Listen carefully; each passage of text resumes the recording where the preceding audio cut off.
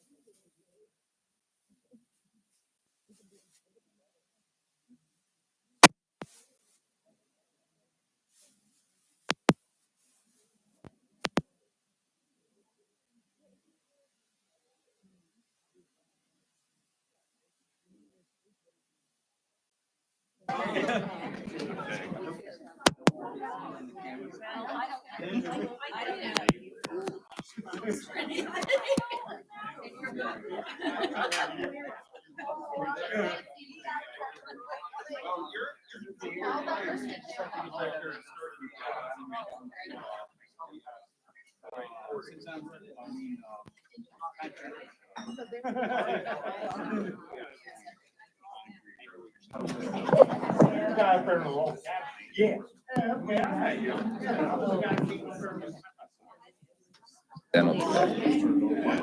Wait a minute.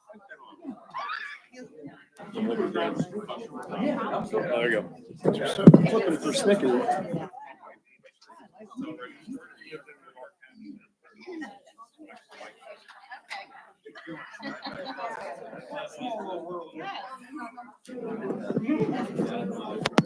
You can take mine. Oh, there we go. I was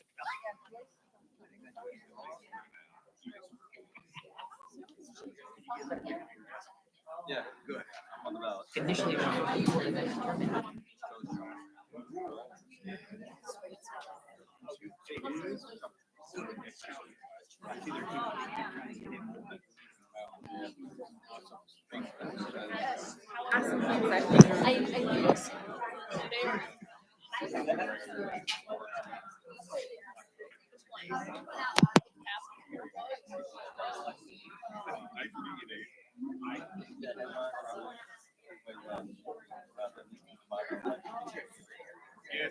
She got beat out by the time.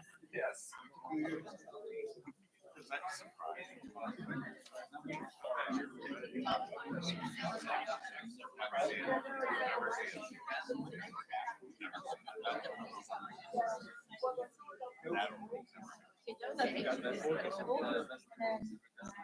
So what do we got?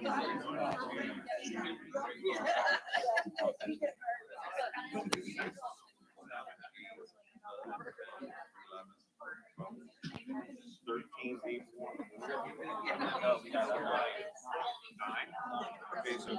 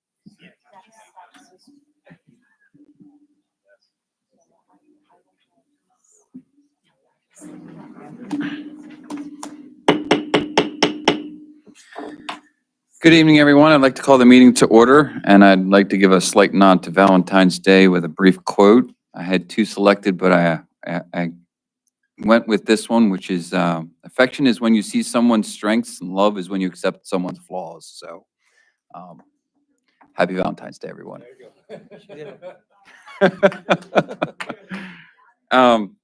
So we did have executive session. We had several, as a matter of fact. We obtained legal advice and spoke with special counsel, Independence Law. We also met as a negotiations committee to discuss the second meeting of Act 93. And then tonight, we had an executive session to discuss student discipline and personnel. So that should cover all executive sessions that we've had since our last meeting. And I would ask that we then engage in pledge of allegiance. Keith, if you'd lead it. To the flag of the United States of America and to the republic for which it stands, one nation, under God, indivisible, with liberty and justice for all.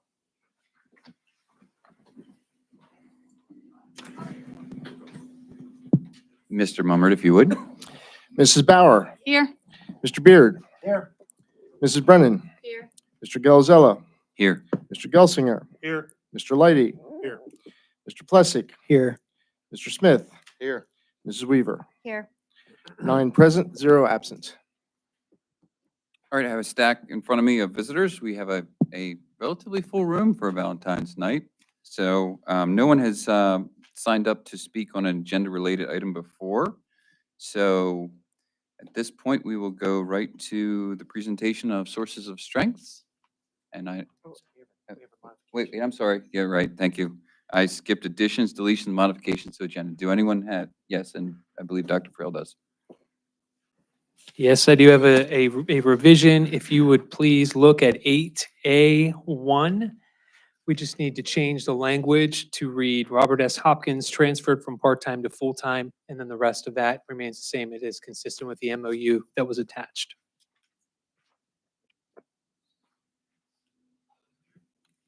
Did you get that, Jeff? 8A. It's going to say transferred from part-time to full-time, and then everything else is the same. Right after his name, yeah.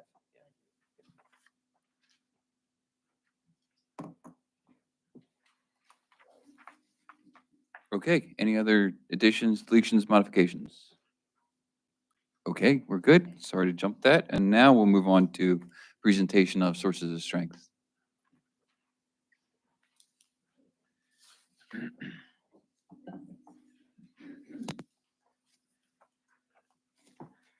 Good evening. Mrs. Cooper and I are here this evening to share a little bit of information about sources of strength.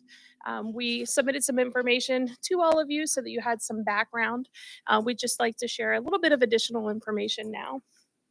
The reason that we're looking at sources of strength, both specifically and in general, looking at suicide prevention programming is a direct result of a number of different initiatives we have in the district.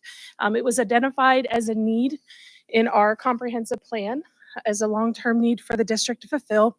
It's been identified as a need through our ongoing mental health committee work as an area that needs filled in our tiered model of addressing mental wellness, and also as a direct result of our PAYS data. So depending on the grade level, we have about 15 to 36% of our students, depending on grade level, who indicated that they've considered suicide in the last 12 months prior to taking the survey. Additionally, we have, as a school district, acquired a good bit of grant funding that has directly impacted our mental wellness programs and provided funding for initiatives. And in order to continue to receive the additional funding that is available, we need to have a program that specifically addresses suicide prevention. So I just wanted to share a little bit about why sources of strength, and then kind of show you something that the sources of strength kiddos kind of already created. So sources of strength is one of the most evidence-based research suicide prevention programs that you're going to find in the country. It is nationwide. There are tons of school districts that use sources of strength, and sources of strength focuses all about the protective factors, the prevention factors, not just on risk factors. So they're really trying to target the whole and not just specific students. And they're trying to increase those protective factors of feeling close, well, being connected to the 8 different strengths, which the program highlights. And so we went with sources of strength because of the evidence base of the people who have used it. We've had people in the district who have used it in other school districts, and they swear by the program. And so we have been putting this into place for a while now, and we got some students who our teachers and our administrators at the middle school and the high school selected students from various social groups who they felt could be appropriate peer leaders. And they underwent a training to really build this program. So what Sources of Strength does, now that we have the program up and running, the identified peer leaders, their parents gave parental consent. They participated in a training, 1-day training. The teachers were 2 that are a part of it. But they participated in a training and they learned all about suicide prevention, protective factors, and the 8 different strengths that I'll highlight here in a second. And then what those peer leaders do now is they know what is happening in their buildings. They know the different areas that we need to target. And so they're coming up with positive messaging that highlight these 8 different strengths in ways that their buildings need it. So Jeff, if you could go to the tab next to it. I'd love to just walk you through. So our middle school Sources of Strength group had, like Dr. Hammond said, we've been working on this for a while. So the kids had started working on this and presented their first introduction to the middle school building, and they created this presentation. This is fully the peer leaders themselves. They spent their lunch hours, they spent their, forget what the period is, but they spent a certain amount of time putting this all together. So if you want to go ahead and scroll through, all of this wording is theirs. What is Sources of Strength here at the middle school? It's being a place where their friends can go, where they might not feel comfortable. It's where they can be connected with adults. They can share their experiences. They can feel uplifted, and just really striving to make everyone feel included in the building. And so keep going. Their purpose is to, again, make it an inclusive school community, really help that school climate, which ultimately will help increase their willingness to seek out adults, seek out each other, and then feel abilities to reach out if they're really needing some help. And so keep going. This is the Sources of Strength wheel. These are the 8 different strengths that the program really highlights. So the kids can focus on all 8 at one time if they choose so. They can focus on one at a time, but we're looking at really emphasizing what are your strengths? Maybe is there a strength you need to build on that could be really helpful for you? But looking at family support, positive friends, mentors, healthy activities, generosity, spirituality in whatever way that looks for you, physical health, and mental health. And so the kids then went on to just describe all of the strengths in their own words, and what that looks like for them. And then really, again, just emphasizing on the last slide there that they want to see their peers get help. They want to create a better school climate, especially here at the middle school. Bullying has come up in the conversations that we've had with those kids. And so really just finding ways to make students feel included. And so it's a program that the kids are really loving. This is all of their wording, and we're really excited about it if we continue to move forward with it. Do you have any questions? Yes, first off, I didn't get your name. Becca Cooper. I'm the Becca social Cooper. worker, for lack of better words. So are you with Sources of Strength and Youth Move PA, or they're separate, or? I'm the social worker. at the Social, you're, oh, okay, you're ours. Okay, Yes. okay, okay. Do we? I got married, so we need to. Okay, thank you. And congratulations. Thank you. Right. So do you have a good understanding then of SOS and Youth Move PA then, I assume? Yes. So do you want me to speak a little? Yes, please. Yeah, so SOS is the Sources of Strength program. They're nationwide. They're based out of Colorado. Youth Move PA is a Pennsylvania specific agency program, what have you. They received a very large grant to be able to provide the training for school districts for free, and then also be able to provide us money to purchase whatever the kids want to do. So one of the things they're talking about is creating bracelets that have positive messaging on them. So we'll be able to use that money to buy the beads, buy the string or whatever. But they have been able to fund that for us. If we use our grant, which we initially had talked about probably a year and a half ago, it would have been like $22,000 to do this on our own. Yeah, so this was initially included in the mental wellness grant funding that we have, but after we drafted that grant, they approached us with this other grant opportunity, and that enabled us to really reallocate that $20,000+ towards other mental health initiatives in the district. Okay, so is Youth Move PA integral to the program?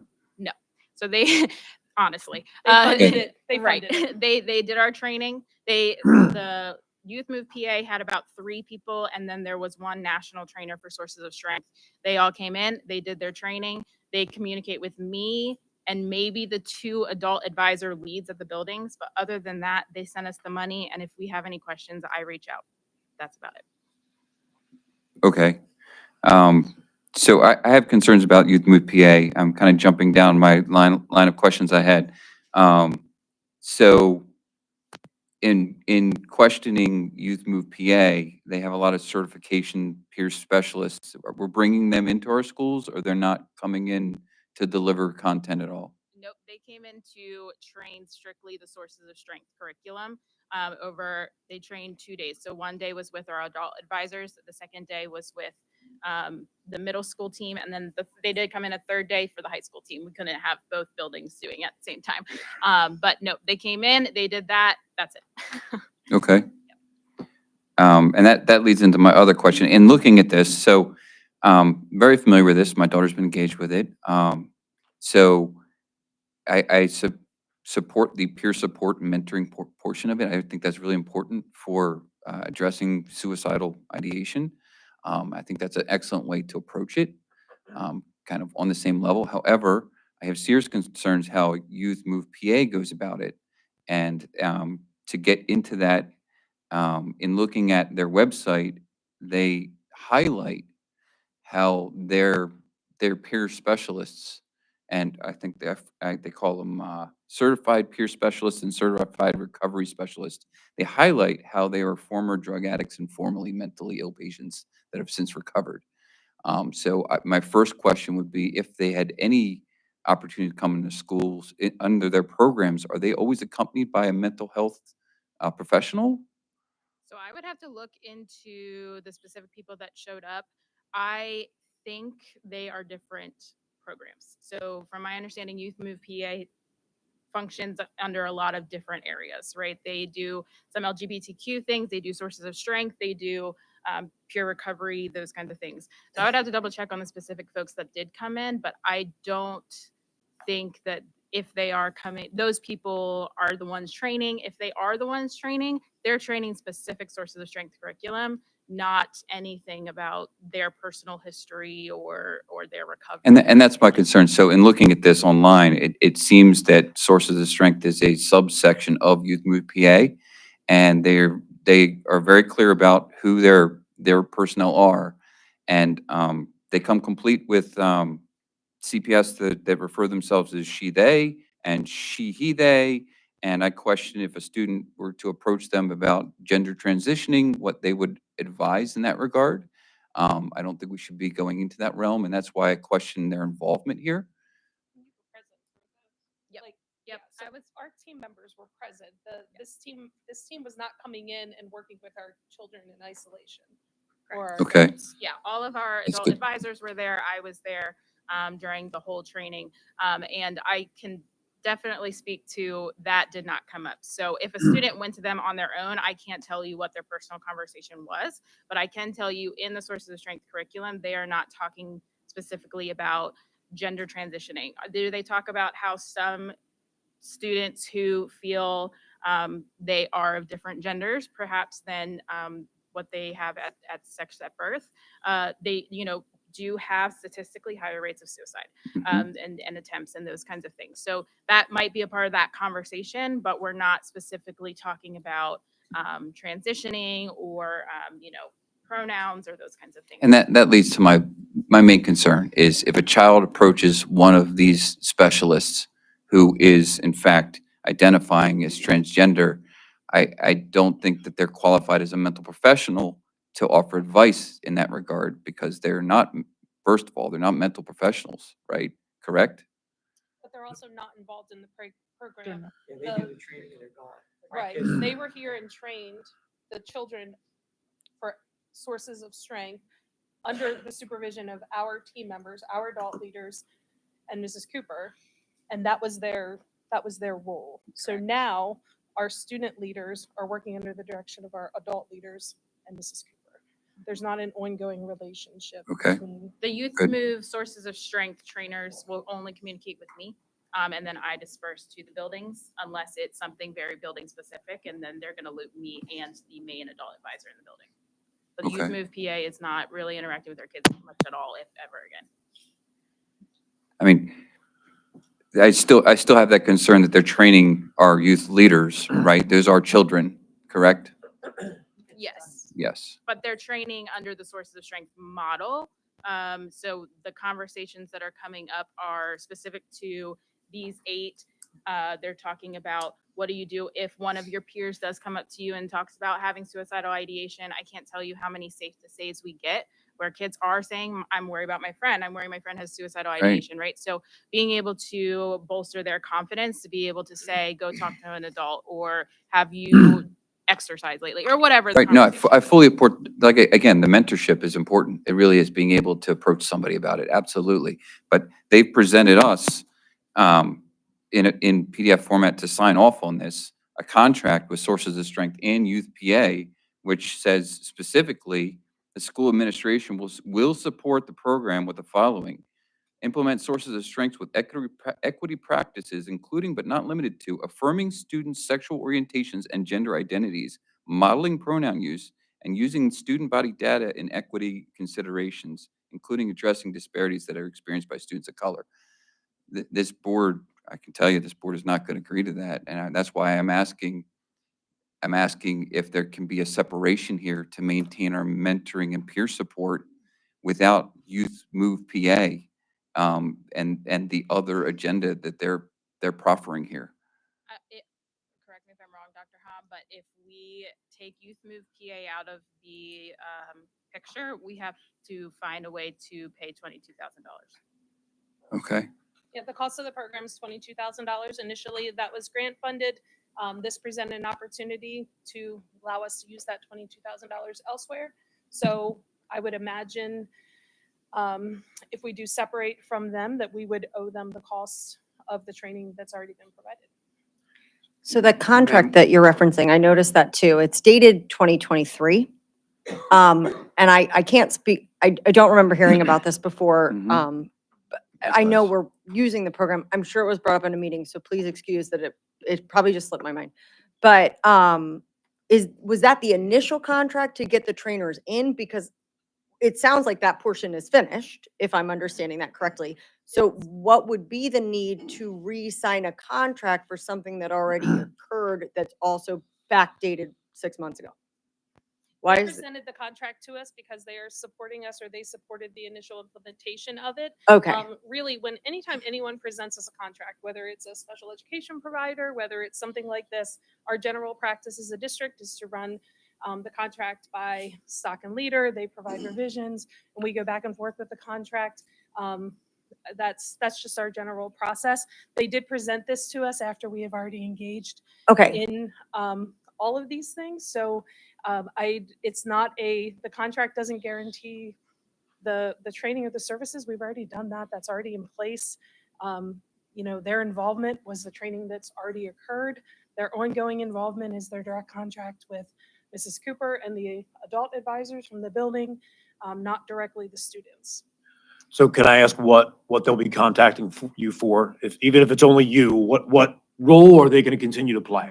So their Youth Move goal is, one of their goals is to create like a technical assistance meeting once a month with all the school districts, so to see if, we're getting in a rut with ideas on messaging, what else can we do? They'll contact me about the funds that they're providing for us to buy materials for messaging. Beyond that, I couldn't tell you the last time I got an email. I don't know if Dr. Mail, have you gotten an email recently from Youth Move Sources of Strength? Yeah. The funds. Yeah. So we really aren't getting much communication at this point at all. So I guess that was what I imagine they're going to want to have meetings and contact going forward. They do a lot of events, I think, up in their area from what I looked at on their own line. I'm concerned that there's going to be a push through for them to attend events and things like that. So I'm just wondering where you stand on that. Yeah, I would automatically take that back to if they're asking me to participate or speak on behalf of Sources of Strength at Southwestern School District. I would take that back to both Dr. Burkhart and Dr. Hom, and then potentially even Dr. Dalton to see if that's something that we should participate in as the district, and then go from there. But I can't imagine that they would ask me to speak on anything aside from Sources of Strength specifically. Can I offer a perspective from the administration? The main purpose of this funding or this program is to support our students when they struggle. And we know, I've read, if you've read it, 12, 13, 14, 15% of kids, and it's growing, have ideations. I know for a fact that the district's intent is not to promote one transition or one viewpoint, or be it religion, be it gender, be it sexual orientation, gender identity, whatever it is. This program is strictly designed to offer a layer and an outlet for children who feel like they need someone to talk to. And so the training, I understand the concern with some of the affiliations because, as we've said many times, and I know the board is very much on board, this is a parent decision. Please see this as what it was intended to be. Conversation about those things and empowering kids to get the help they need. Because I have sat through youth suicide, and it is the worst thing in the world. And if there's a resource that we could put in place, please consider it and trust that the administration and the people implementing it will keep in mind the directive and the initiative of the board and the will of the community, coupled with the need for our kids to have this support. This is essential from my perspective. I completely agree, and I think that my number one focus would be reduction of suicide. I have different opinions than Youth Move on how to fix that. Sure. This presentation up here looks fantastic. I love that we're including spirituality and generosity, and most of all, family and mental support. My concern is that everything I've seen on Youth Move PA does the opposite of that. And I'm extremely concerned about any. So just as an example, this contract here, where it says that we've already selected our peer advisors. They may have had a hand in that because they were here to do the original implementation. No, they did not. They didn't select the individuals No, that are was- peers in they our did not. school. No, Okay. that was building administration. Okay. So the way Sources of Strength's research backing comes from is they go from the social networking theory, where they want to get one student from each different group to be able to say that if we have a kiddo totally on the outside who's connected to one person, if we can get that one person in Sources of Strength, we can guarantee that that person can be looped in on things, feel like they have somebody to go to and that kind of thing. So we really took that model and who we picked as our peer leaders, and even with our adult advisors. So you just referenced group. Sorry, say that again. You just said we picked somebody from each different group. Different like social peer groups in the building. They were So recommended by the like- teachers. So like jocks, nerds, what groups are you referring to? We have students who are in the drama club. We have students who are in athletics. We have students who are of different ethnicities and races. We have students who definitely have different socioeconomic statuses. We have students who identify as LGBTQ. We have students who don't. We have students who have had history with mental health, very severe mental health, and we have students who have had no experience with mental health. And so being really mindful about getting a group of students together who probably would not necessarily interact otherwise to come together over one messaging, to be able to then go out as a collective whole, to share that messaging with the school. And I reckon all those groups, my worry is that we're focusing on some other than others. Like in my opinion, in order to connect with a person who's in sports but very quiet, we want to focus on sports and not necessarily some of those other areas. And that's all I'm saying is I'm worried about, according to this paper, we focused on some things when picking those peer groups that I don't think are as important as others. And so again, this is old. You're saying that this is not what our goal is. But that's my concern right now is that that involvement is creeping into this already. The program looks phenomenal and I hope we're focused on it in the right areas, but I still have some concerns. I think it comes down to learned experiences in life. if I have a problem with my eyes, I'm not going to my dentist. And I think when you have children who have lived experiences that are different than others, they're more comfortable reaching out to people who have the same lived experiences that they do. As a child of divorce, I wasn't going to my best friend whose parents had the picture perfect marriage to talk about things that troubled me about my parents' divorce. So I think that by drawing from the widest net possible, it creates a safe space for everyone that would want to talk. And I know you're ultimately always going to have a child that always feels left out. That it's human nature. There are kids in great friend groups that don't like being left out one time. But I think that when we remember that we all have different things in our life that make us who we are, that are different experiences than someone else, then we can make sure that we try our very best to help all of those kids. When a a kid in sports might be a kid in sports, but he might be abused at home. So maybe he doesn't want to go tell his strong football friend that he's getting beat at home. Maybe he wants to go talk to someone who he knows is going through a same situation.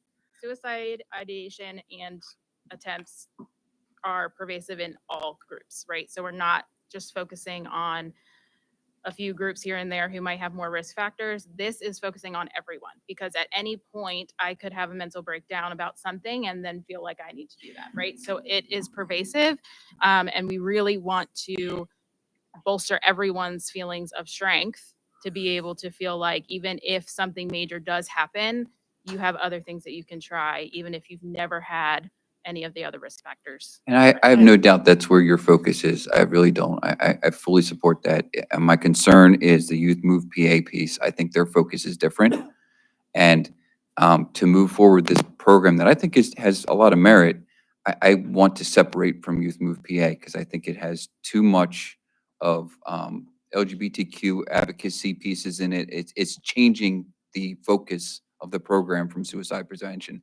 In that regard, also, and to Dr. Burkhart's point, one of the student populations that suffers the highest rates of suicide are those kids who transition. They are the highest group of suicides. It is my belief, and I believe I can speak for several other board members, that it's because they transition is when they experience the highest levels of suicidal ideation. So when we discuss preventing that affirmation, what we're talking about is preventing that possible suicide. And we are talking about all those kids. That's what we're trying to prevent. That's where our concern comes from. And that's where I don't want Youth Move PA involved in this program. Our statistics show that we had at one grade level, 36% of our children in our district who've considered suicide in the last 12 months. And I would say that 36% of our population are not transgender. So I think this is a problem that is way more pervasive than just that population. The point of this program is that it's tier 1. It addresses everybody. It provides preventative support for every student, regardless the source of their suicidal ideation. So I hear your concerns with Youth Move. Any involvement they've had to date has already passed, and it has been under the direction of Mrs. Cooper. She was present and there. What they presented was sources of strength, not their Youth Move initiative, and their involvement moving forward is quite simply their contact with her in regard to fulfilling the grant that's already been presented and providing us with the resources to implement this program in particular. So I do have a question. You just brought up the grant. So you referenced $22,000. I'm wondering where that number came from, because in the documentation, it says training will be provided at no cost to the school at the savings of $500 to $750, $500 to $750. And it says the grant funded is for a $2,000 stipend. So I just want to understand where that $22,000 reference came from to have a better understanding, because what we're specifically referencing is the documentation that's expected to be signed. So if you're saying that by not signing it because of that portion with Youth Move, it is to the detriment of $22,000. I need to understand that, Correct. please. So the initial training that we had, because we were with Youth Move PA, was free. If we get rid of Youth Move PA, in order for us to go through any sorts of training next year, for training at both middle school and high school, it would be $22,000, including license renewals of or I don't remember the exact language. I would have to pull up the the invoice I was sent, but it would, in order to have the national trainers come out, because that is what it is, it would be $22,000 for both high school and middle school to be trained. So what you're saying is everything up until now is included. It's anything in the future would be questionable as far as the funding of it. So this is, what is the duration? I don't even see a duration of this. Is it the expectation that it will be completely within all of the schools, or at least the middle school and the high school forever after? Yeah, so this is a secondary program. So the goal is to keep it just within middle and high school for definitely right now. I think it is more appropriate in the middle school and the high school as well. But the Youth Move PA, there's not necessarily an end date, but when you talk to them, their funding is for definitely this year, potentially a second year. I would again have to double check. But they are based on what funding they're getting in order to be able to continue to provide trainings to school districts. So it depends on what grants or what opportunities they're being funded in order to keep their training licenses and all that kind of stuff in order to keep doing it. So right now it is strictly like this year, potentially next year, but again, that's potential depending on their own funding. And then one last question, please. So I don't understand conceptually how you have incorporated this. This isn't like a club. This is a everyday involvement, living this Yeah, life. I can clarify. Yeah. So the peer leaders, which at the middle school we have, I think 28. The peer leaders were chosen by administration and teachers to get parent consent to be a peer leader of the group. And so once they did that, they did the training. And then from then on, the adult advisors have pulled them out. What is the period called? Yes, during advisory period once a month, they come in as a whole big group and they have a meeting to talk about what they want to do next is in terms of messaging or what have you. And then every Tuesday, 2 adult advisors, one pulls during 7th grade lunch if they want to come work on things. Another one pulls during 8th grade lunch if they want to come work on things. So that's just an opportunity for them to come every Tuesday, connect with each other, but then also work on opportunities that they're working on. So the first messaging that the middle school really wanted to do was just present what is sources of strength during their mid-year meetings. So 6th, 7th, and 8th grade got to be introduced to sources of strength with their PowerPoint that they created. The second one that they are thinking about here is creating positive messaging bracelets that they would sell at lunch. So that is, it's a daily thing per se, maybe for the peer leaders who really are enjoying and feeling a part of the group, but it's not a daily something going out to all of the kids all the time. So this is not a class, or it's not like implemented in like a health class or something like that. Correct. And the students knew that going into it that they would be taken from perhaps their advisory, their cult advisory group that meets once a month to be put into this one. And honestly, they wanted to be. So sorry, I said I had one last That's question, fine. but I was just kidding. So based on what you just said, I have another question. I'm not going to say one question because it may lead to other ones, but in conjunction with that, so if I'm understanding correctly, you still intend on continuing to do this, and the only thing the district would be beholden to as far as this agreement is concerned is future training. But you can still use and apply what you've already created. Yes. So for this school year, especially, all of our stuff is basically put in place. We're good to go. In terms of having to train more peer leaders, more potentially adult advisors, depending on who stays, who goes, what have you, we would have to have more funding. But there is yearly, and again, I don't remember the exact wording they use, whether it's a license renewal or membership renewal, whatever it might be. Sources of Strength requires you to pay per building that's using it. And their numbers, I believe, are also based on building size. So Can you repeat that? Sorry. yes. So in terms of this year, things are relatively good to go funding wise. We're just using the money that Youth Move has given us as a stipend to purchase things like the bracelets, making stuff. Moving forward, if we needed to train more peer leaders, if we needed to train adult advisors who, like, let's say a teacher leaves and we don't have enough adult advisors to run the group anymore, then we would have to train them. So we would have to then be talking about paying for the training, as well as we would still have Sources of Strength, but every year we also have to pay like a membership to Sources of Strength kind of. That's what I thought I heard you say. Thank you for repeating it. That's the part that I did not hear before now. So thank you. So that is a sources of strength thing where I believe it is, I don't remember again the exact wording, I don't have it in front of me. But Youth Move is trying to cover a lot of those expenses so we don't have to. The moving forward, after this year or two, what that will look like will, depend on their funding sources. But for sources of strength, whether we are part of Youth Move or we are part of it, through our own, we have a yearly renewal to be a part of sources of strength. Which is November 2023. Yes. Yes. And it's $750 according to the website. Yes, per building. My question is, I think this is where Katie was starting to go a little, or Mrs. Bauer was starting to go a little bit, is you made a comment that you don't even suspect them to contact you anytime in the future. So what do we need them for? Why can't we just do our own product? I'm all for a program. I mean, I've unfortunately seen. It's already been done. It's already been funded. They've already funded the initial training. So initially, when we sought this program, we were invoiced for the $22,000, and we were going to fund that through one of our mental health grants. When we were approached with this opportunity to fund it through this organization, that allowed us to shift that $22,000 in the grant to other mental wellness and mental health resources that we're using in the district. So that initial money that was provided through this grant already covered the training that's already occurred. We will incur future yearly costs just to use the program. It's licensed just like any other program that we use in the school district. You're required to pay regular fees. And as we wish to train people moving forward, so as these students move on to different buildings or as potential leaders need retrained or new people need trained, there is that cost as well.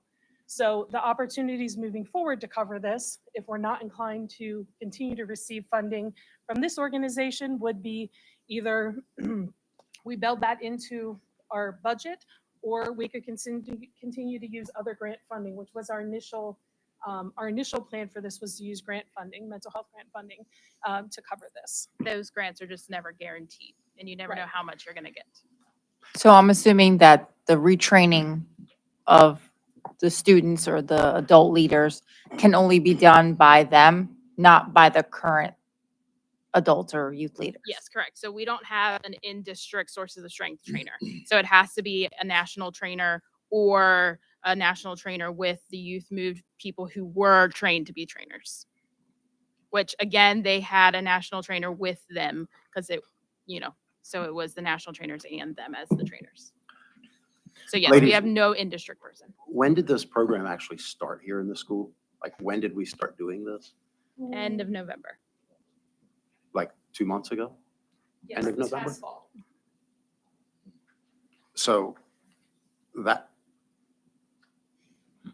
Okay. Yeah, I'm- You made it sound like it was way before that. We've been talking about putting it into grant funding, exploring suicide prevention programs for about a year and a half. We Okay. chose sources of strength and really moved forward with it in November. Okay, The so, idea of the program is not new, the implementation. Correct. okay. So a couple months ago, we started it. An organization has come in and said, gee, we can pay for it for you. We can give it to you for free. With strings, most likely. Very, very loose strings of potential joining technical assistance meetings to help other school districts. But I mean, that's about it. Can we get confirmation that we would be on the hook for that from?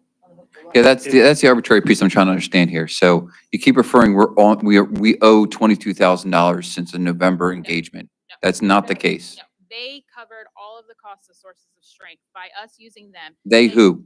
Youth Move PA, they got a large grant, I believe, from some PA state something. Okay. They got a grant to cover that for multiple school districts. So they went and got trained in sources of strength by national trainers. That's the way I understood it, as a pilot. So they got the funding and piloted this program. No? They got the funding and are helping implement the program on a larger scale on behalf of Sources of Strength. Yes. So Okay. Sources of Strength is a national program. They are locally helping with the implementation. Okay, here in thank you. Pennsylvania. That clarifies it. Okay. Yes. But 2 different times, it was said that we would be on the hook if we did away with it. So with grant That's money, my question. with, I Not believe he with did you. say we could be on the hook, but it sounds like that's all done. And We what would we're not be really on the looking hook at with is youth. future. Not with Youth Move PA. In order to continue sources of strength, if we did not participate with Youth Move PA covering those costs for Mhm. us, we would have to find grant money to be able to cover that or put it in our budget to continue. Well, it's not $22,000 though, according to their website, to stay on as SOS. It's $750 for a licensing fee. For a licensing fee. And then training fees are only $6,000. And you can even host a trainer event and get so many seats for X amount of dollars where we have our own trainers in-house. That's possibly the partnership Sources of Strength and that organization have together. When we initially approached Sources of Strength to implement this program in the district, we were invoiced $22,000, which is what we put into our mental health grant funding so that we could bring it forward. So since that time, they stepped in and said that they are able in the state of Pennsylvania to fund this. So we have not had to pay the $22,000. We do not owe $22,000. It's been paid. The training's been provided by Youth Move. That's already done. So I can pause you there. So the invoice that they sent us for that money, was that precipitated by a contract we engaged with them? So I had initial conversations with Sources of Strength, and I believe Dr. Hahn was involved in some of those conversations, and we got what a potential invoice for our district would look like to see if we could pursue it. It was the estimate. We had to Okay. have the estimate so we could include it in the initial mental Correct. health Okay. grant. That So that was what they gave us. That was given to us. I don't remember exact time frame, but the prices actually went up from when we got that. So they were going to honor that before the Youth Move thing came about. So they were going to honor that price, but it was actually going to cost us more by the time we were ready to implement it if they did not honor that $22,000. So they're clever at presenting the program and getting you started on it, and then forcing a decision, are we going to stick with it or not? Are you referencing Like- Sources or Youth Move? Youth Move. Youth Move, no. So the 22,000 was strictly national Sources of Strength. So now we're in the predicament of, do we either partner, do we continue down this pathway and have an involvement with Youth Move PA because they're paying for it? Or do we say, no, we're not going to be associated with that organization and we'll go our own way? But the program's already been started. Right, the Sources of Strength program, which we could have funded through other grants or other opportunities. So there is not a long-term obligation for us next year to say, Youth Move, we want you to pay for this again. We'd have to pay for it in a different way. And that's not a bait and switch that Sources of Strength did. We were moving forward and interested in including Sources of Strength in the district because it's an evidence-based program to fill a need that we very clearly have. This opportunity came up across the state to fund it in a different way. So that is what we engaged in, not that doesn't speak to the program itself. That's So what, separate. I want to redirect back to what's before the board though. So we have a presentation of sources of strength. I have this document in front of me that wants a signature from the board president dated November. So what is sources of strength asking of me today? So that is an agreement that we worked with Youth Move PA to start implementing Sources of Strength. Okay. That we will accept funding from Youth Move PA We so did. we can We use already our did. $22,000 grant money for something Oh. else. Dr. Dalton, Correct. how do you read that? Read what? I'm sorry. I apologize. I should have been more direct. The contract that we're referencing that's backdated. So we have a backdated contract is basically what we're That's being called asked a to sign. ratification. Right, but there's no expenditure of funds on behalf of the district, so and this also came to me months ago, right? Well, before even the November 28th. So as I read it and it was about the training and it said that the peer trainers needed to have guardian permission. So those are sort of my two approaches, and it's not an expenditure of funds. It is a receipt of services. So, So we're basically it was a signing memorandum that of tonight understanding says more we so than a got it. contract. It was just an agreement between how two parties would interact. I did not see much liability in terms of a contractual relationship. So when it says, sorry, 1 year of licensing for Sources of Strength programming. So you read this as from November 2023 to November 2024, we're going to implement the program. We have implemented the program and we're meeting what the criteria are within this agreement for 1 year of licensing. I read that the only true activity in the contract is, I guess, the last page, the training dates, right? And then the fact that, yes, there will be access to the curriculum, or I shouldn't say curriculum, the sources of strength program, once the training has been done. So from my perspective, it's the license, you got the training and then you have access to use the program through the license for the year. Yes, from November to November. I suppose if that's the year that they choose, I'm not sure if they have different yearly terms for other entities. So I'm gonna try to see if I can simplify this. So correct me if I'm wrong. Sources of Strength is a national evidence-based program. Okay.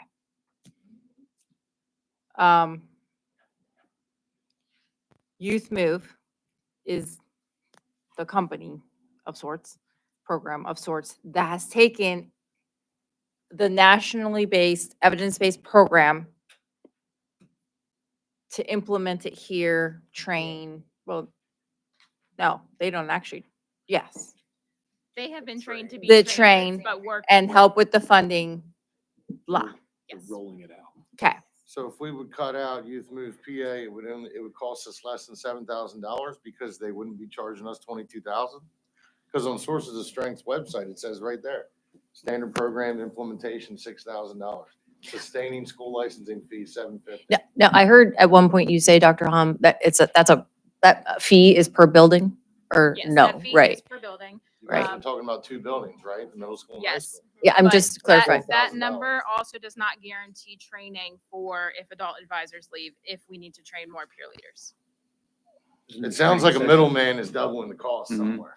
They're not doubling They, any they've costs. deleted the cost. They've Yes, they eliminated the gave cost. us The a national It's still program on gave paper us though. the You said original. $22,000 is on paper. But that was from Sources. of Yes. Sources of Strength, the national program, gave us an estimate of $22,000 to enter the program. This company eliminated the entire All of it. cost And in fact, gave us money. and gave us additional money so that the students are able to engage in activities. I am interested in some data though, so if I can add on to what Dr. Burkhardt was saying earlier, how we're concerned for the entire student body.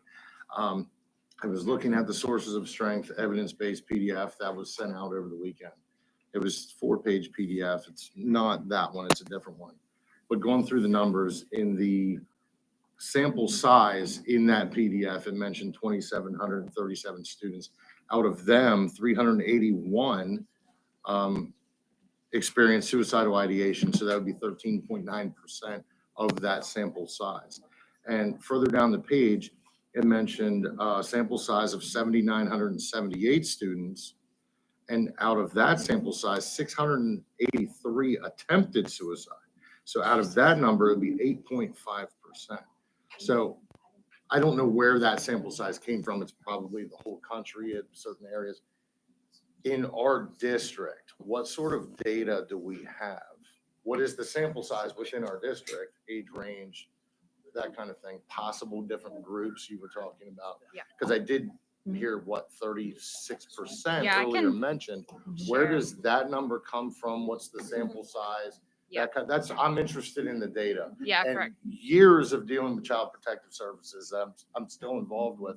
I collect a lot of data, so I want to see numbers usually too. Yeah. And since they're calling it evidence-based, I'm also curious of the evidence there and what is the success rate in reducing those numbers of suicidal ideation and also attempted suicide. Yeah. So those so- numbers are very important. I'm very curious. Do you want me to give the breakdown of the PACE data while you look at the evidence? base? So Okay. my concern, and while you're getting that number, because my other question never really got answered. But let me formulate this a different way. If this is only until November, I think everybody here agrees that we need some kind of suicide program. I think that's a no-brainer. I think the concern is being connected with the two things. So we're already on the hook until November. That contract pushes it out to November. Is there a way to table this? But we're on the, until this coming November. But is there a way to figure out a way between now and November to see what it would actually cost us to separate from the two. But- Because if the number's less than 10 grand, we can look at Mr. Mummer and see if that's possible. May I ask a question that may hopefully clarify my confusion? Is when we say we're on the, when the term of we're on the hook, is the concern from those saying is that we might have, the district, the board would have to pay back the money because we're not signing it? Is that what the concern is? That's the way it was worded whenever it came across here. Okay, I'm just trying to make sure. So if we don't sign this, the board does not approve it today, is there a concern that $22,000 would have to be located and provided back to PA Move? If you want to separate completely, they've already provided the training, we would have to go back to them and ask them what that means for us, if there's a complete separation. In regard to being on the hook for anything in the future, the services have already been provided, other than ongoing consultation with Mrs. Cooper. The service, the training that we would have been contracting directly through Sources of Strength, it's already done. That part's already finished. Yes, but this is where I want to caveat in here. So the board has not signed anything to engage in this practice, and that's my real problem here. All right? You say we're on the hook because we've received the services, but the I'm board. not saying we're on the hook. I'm saying that if you But- want us to go but- back and ask But my them point if here there's a tonight is, separation. this is before us as a approval of the program. And we've engaged in this, and the board has not signed anything to engage in this, correct? Correct. Yes, And right? they- It hasn't. And So, they provided it so without who asking for decided, that. who decided we should engage in this program without the board signing on it? I would say the general practice prior to this board being in place is that we were empowered to move forward with programming. And we Agreed. had Dr. Burkhart's. Agreed. And that's where, agreement and approval to move that's one of the, forward. that's one of the points I want to highlight here. Moving forward, I want the board to approve prior to engaging in any programs. I think that's a sage step to take moving forward with this board, because I'll tell you right now, if I had seen this, because I've been here, if I had seen this wording on this, I would have been highlighting where they're going on the emphasis in this wording. And we would have had a discussion back then, but I haven't seen this. So the reason I didn't see this is because we engaged in it before we got the contract. Right. So it's very clear that moving forward, that's what you're asking of us. That was not the case prior. I understand And that, we yeah. engaged in this prior to that. So what's before you now is the agreement they're asking us to sign, or you Fair. to sign, for Fair. services that really have already been provided. Right, so If at you'd this, like to separate them from completely from them, and you'd like us to go back to them and say, we no longer want to be engaged with you, we can say that. Then I guess our ask of you is, do you want us to continue engage with Sources of Strength? And if so, like, is that what you and that's would where I like us want to do? redirect this to, because I think the answer that the board is going to give is, we do want to continue to engage at Sources of Strength, but we no longer want to be involved with Youth Move PA. And we want to separate from that and continue with a good program. Now, we can get a feeling from the board on that, and I'll take a suggestion on. Just one question is, for the board is, given the document itself, is the concern the affiliation or association with the Move PA or Yep. Youth Move PA? Or is, if there were ways that I could reach out to the organization and remove some of the language in the document that, okay, I see some shakes of the head in terms of the language. I understand, and there's certain elements, there's certain bullet points in there that I could ask to be And- removed that could therefore, I okay. agree, but in looking at this, and I went Okay. very in depth, I went Yeah. and listened to their podcasts and went down that rabbit hole deep. Okay. There are diversity, equity, inclusion pieces in their programs. They are very much a progressive organization that I don't feel that this school needs to engage in to engage a proper suicide prevention program. So that's why I am moving that we separate Youth Move PA entirely, but continue with a suicide prevention program. That's where I'm trying to take the discussion. So back to Dr. Ham's question for you then is, so that in front of you, I can't speak for certain, but I would strongly imagine that Youth Move PA did that in conjunction with what Sources provides when you contract with Sources, you're on your own without Youth Move involved. So I cannot say for certain that that is solely Youth Move PA's language. So Okay. I guess back to Dr. Ham's question is, if we separate with Youth Move PA, We have to have a suicide prevention program. Mhm. It has to. So do we continue with sources of strength and find out how much that's going to cost us? Or do we find another suicide prevention program, not knowing if that language in that is sources of strength or not? And that's why I began this whole, this line of questioning with who the parent organizations were, whether it was Youth Move PA and Sources of Strength beneath it, or Sources of Strength above Youth Move PA. I want to understand that relationship. Sources is national and youth is bringing it to PA. Right. So we can continue with Sources without engaging Youth Move PA, but you're saying the messaging, the programs that Youth PA puts forward are delivered by Sources of Strength? The sources of, what I'm saying is the MOU in front of you. Yeah. I can't tell you if that is solely Youth Move PA's language or if that is Sources of Strength language with the Youth Move PA logo Can on we it. find out? I would like to know that, but I can tell you from my research, this is Youth Move PA language, all right, from what I've seen. But I would very much like to know that, yes. So if we Definitively. table this or don't vote for this today, we would have to work with Sources of Strength, and they would probably provide us with a new contract, and we could read that and see what kind of language is in that. I think that would be our best route for that. But it seems like, Is there time prohibitive it seems like factors involved in we're it? in this now till November.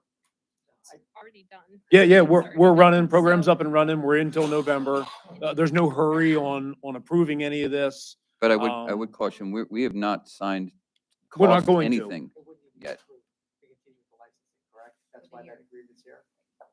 We will have to reach out to them and navigate whether this is the agreement because of the Youth Move funding or if this is the agreement from Sources of Strength. Sources of Strength is a program that we engage with and purchase. We don't necessarily sign agreements with every company that provides us resources as a district. So I don't know the answer to that. I think we can go back to both organizations and have those discussions and find out. I think just it's- don't know the answer. I think it's important because there are too many variables and a lot of assumptions or questions that are going to lead to more assumptions that could be more variables. So we don't know what we don't know. And I think that's the biggest challenge here. It really speaks to public transparency as well. We really need to know what's what and to differentiate. Well, and I do want to be clear about one thing. These ladies here are taking the bullets. The reason this is late is this is my fault. This was supposed to be on the November agenda. It got missed. We reorganized in December. So this is my fault that it wasn't here. So please, ladies, you've done a nice job of addressing the questions. This is on me, not them. So the error that was made was November came, we missed it.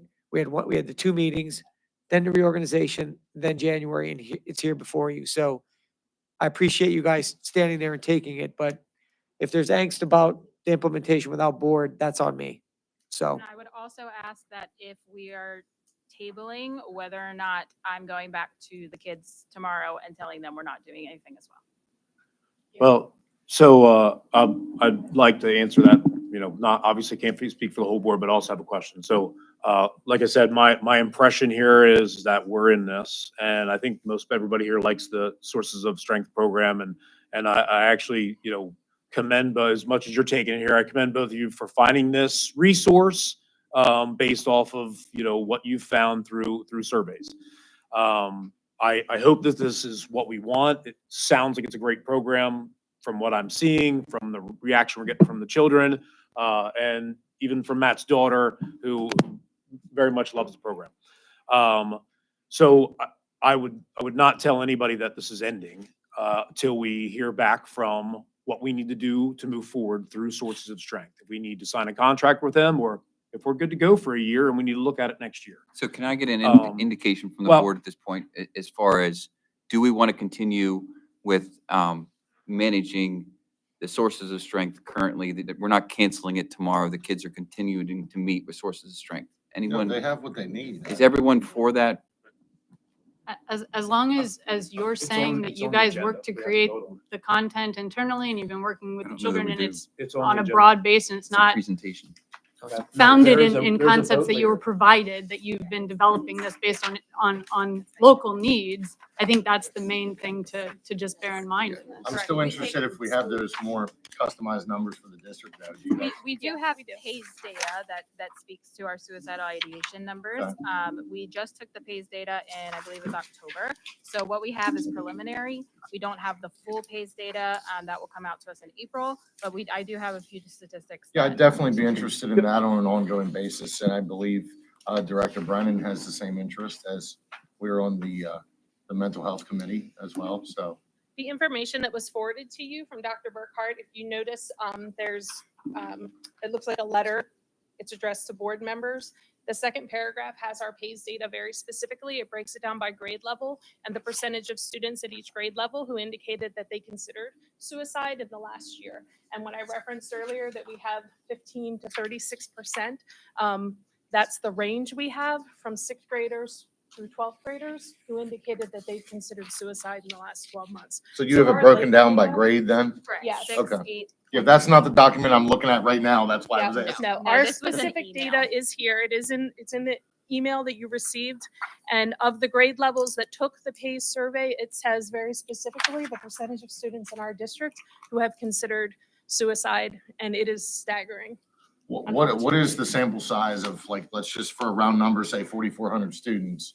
Now you're saying from 6 to 12, so let's say, what, 20? Well, no, It's it's by only grade 6th, level. 8th, 10th, and 12th who take the PACE data. Okay, So you have probably about. so we still have a different sample size though. Each grade has a different sample size. I'd say about 300 per grade would be a fair average. Correct. Okay, as long as everyone's aware while we're talking numbers, we can't just say this is the entire district, this is based on The PACE that data sample is size. specific to So- those grades.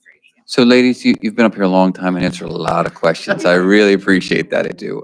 You are actually on the agenda for later. We'll cover that back.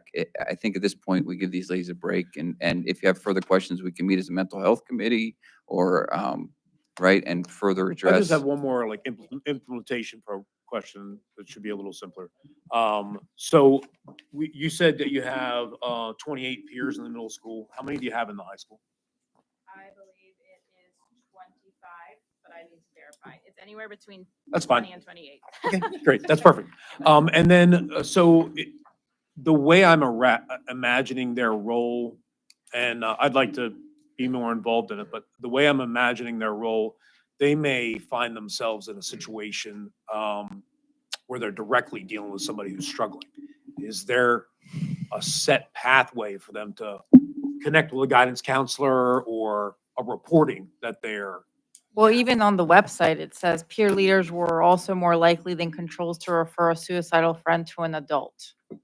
So I'm assuming So what's the maybe established the pathway adult for it? peer leader. Right, so if a student came to the peer leader and we're expressing that, which, let's be real, our kids are doing it already. They're Snapchatting it to their friends, they're talking on Instagram, like, it's happening. So the peer leaders are just now trained to be able to say, hey, have you talked to an adult? And if they haven't, I'm gonna go to either my adult advisor, or I'm gonna go straight to the administrator or the guidance counselor and say, my friend's struggling, or I'm gonna put it through Safe to Say, or what have you. Because they know what the risk factors are, and then they also know the strengths. Well, that's exactly where I was going. They've been trained to deal with it to a certain extent with them on their own? Because I have some concerns of that, but obviously, They are then they're gonna trained lead to it. report it to an adult. Okay. They are good. not expected to do mental health. They don't do I any would counseling. never want that. No Correct. counseling, Right, right. right? I'd rather have 300 kids in my door than. Right. Right, good, okay. Okay. Thank you. Can we move forward to the agenda? Yep. And come back if we need to? Thank you. Thank you, ladies. Moving on to 9A1, Mr. Smith. I don't think we need to split any of these out. The only thing was that going down through on 9A, 8A1, we added transferred from part-time to full-time on that particular one. So at this time, I would like to make a motion to approve from 9A1. Let's see how far we can go here. 8. It's 8A1. Yeah. There's 9. Yeah, we are at 9A, 1, 2, 3, 4, 5, 6, 7, 8, 9, 10, 11, 12, 13, 14 on that one, and then on to 9. Whoever numbered this is very interesting. Just do the entirety of, just do the entirety of 9A. Let's do the entirety of 9A. I make a motion to approve that. Second. We're approving the entirety of 9A. Backwards. Yep, I see. Yes, it's throwing me too. There's a typo in the agenda, that's why it's a bit confusing. So we have a motion from Mr. Smith and a second from Ms. Bauer. Any discussion? This was all stuff that we had previously talked about. I talked with Dr. Friel about a lot of them as far as personnel stuff. So I believe we're good to go on all of these ahead of time. I just Okay. wanted to also say that there are a significant amount of hirings, and I just wanted to thank Dr. Friel and his team for constantly making sure that we are staffed in this district with what we need for our kids, because it's not easy to do, and less people want to work in general and also in schools. And so I am grateful to see that there are 14 people listed coming into our district, which means it's somewhere they want to be, which is wonderful. So thank you. Okay. Yeah, with that, I guess we need a roll call vote. I don't know what's in it, and I'm not gonna go through it, so let's roll call vote. Mrs. Bauer, Yes. Mr. Beard. Yes. Mrs. Brennan, Yes. Mr. Gelsinger, Yes. Mr. Leidy, Yes. Mr. Plessick, Yes. Mr. Smith, Yes. Mrs. Weaver, Yes. Mr. Galzella. Yes. 9 yes, 0 no. And by not knowing what was in it, I mean whether it required a vote. I know what's in it. On to 9B, Ms. Bauer. Okay. Did anybody want to split this one out? I don't believe there's necessity for that. So I'd like to make recommendation for 9B, 1, 2, and 3, which is approval of the 2024-2025 York County School of Technology budget, the 2024-2025 LIU general operating budget, and the 2024-2025 general operating budget of the York Adams Academy. Second. Discussion? I read all of the documentation and it all seemed in alignment for me. I didn't have any questions. There were a little bit more in the other category, but it was minimal. We difference. discussed it all at the meeting Monday too as well. So if everyone's good, I'm good.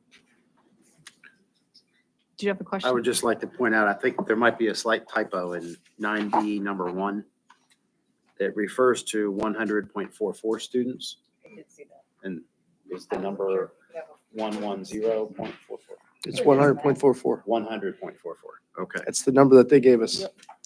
Okay, then. I didn't cut the kid in half. Yeah, so I assumed that was legitimate because of another line item that we saw, which was 2.44% children to 2.44 children.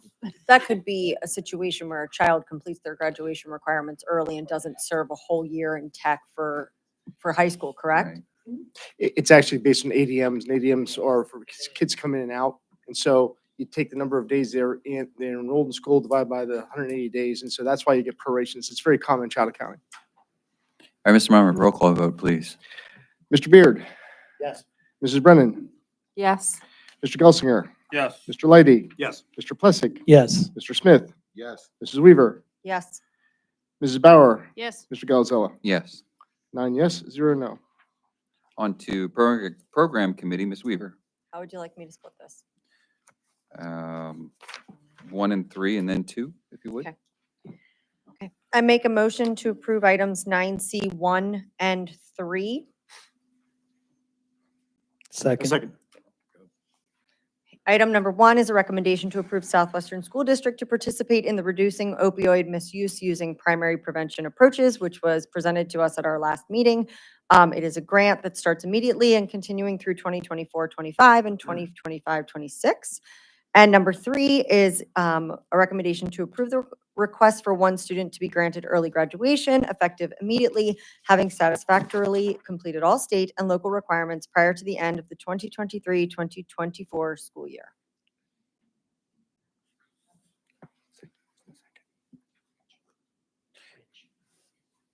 Any discussion?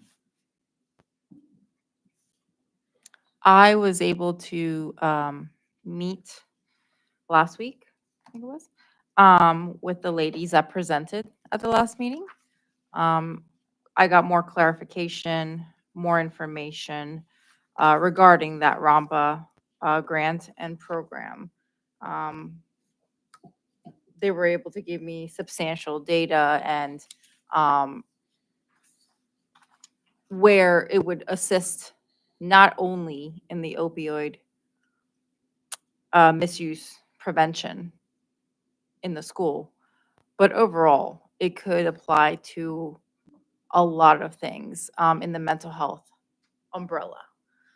So while it says opioid prevention, it would really substantially help not only with children, mental health, communication, coping, substance use, alcohol, but also strengthening families.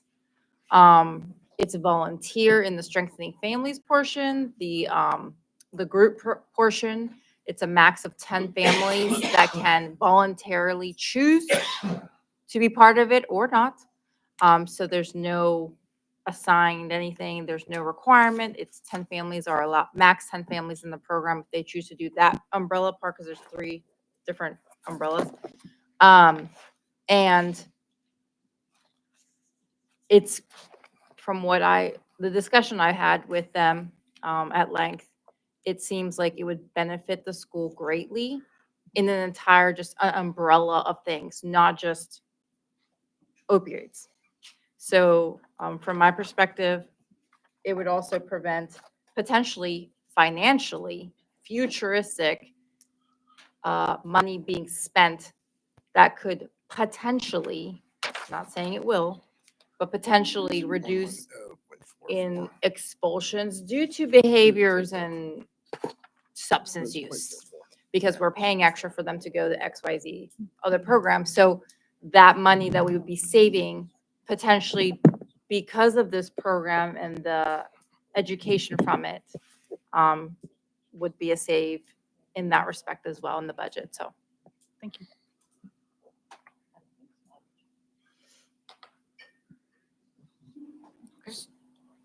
So related to 1, much like we discussed 2, I don't see a document on how we're going to participate with the RAMPA terms, grants, length of time, just like we discussed on the other.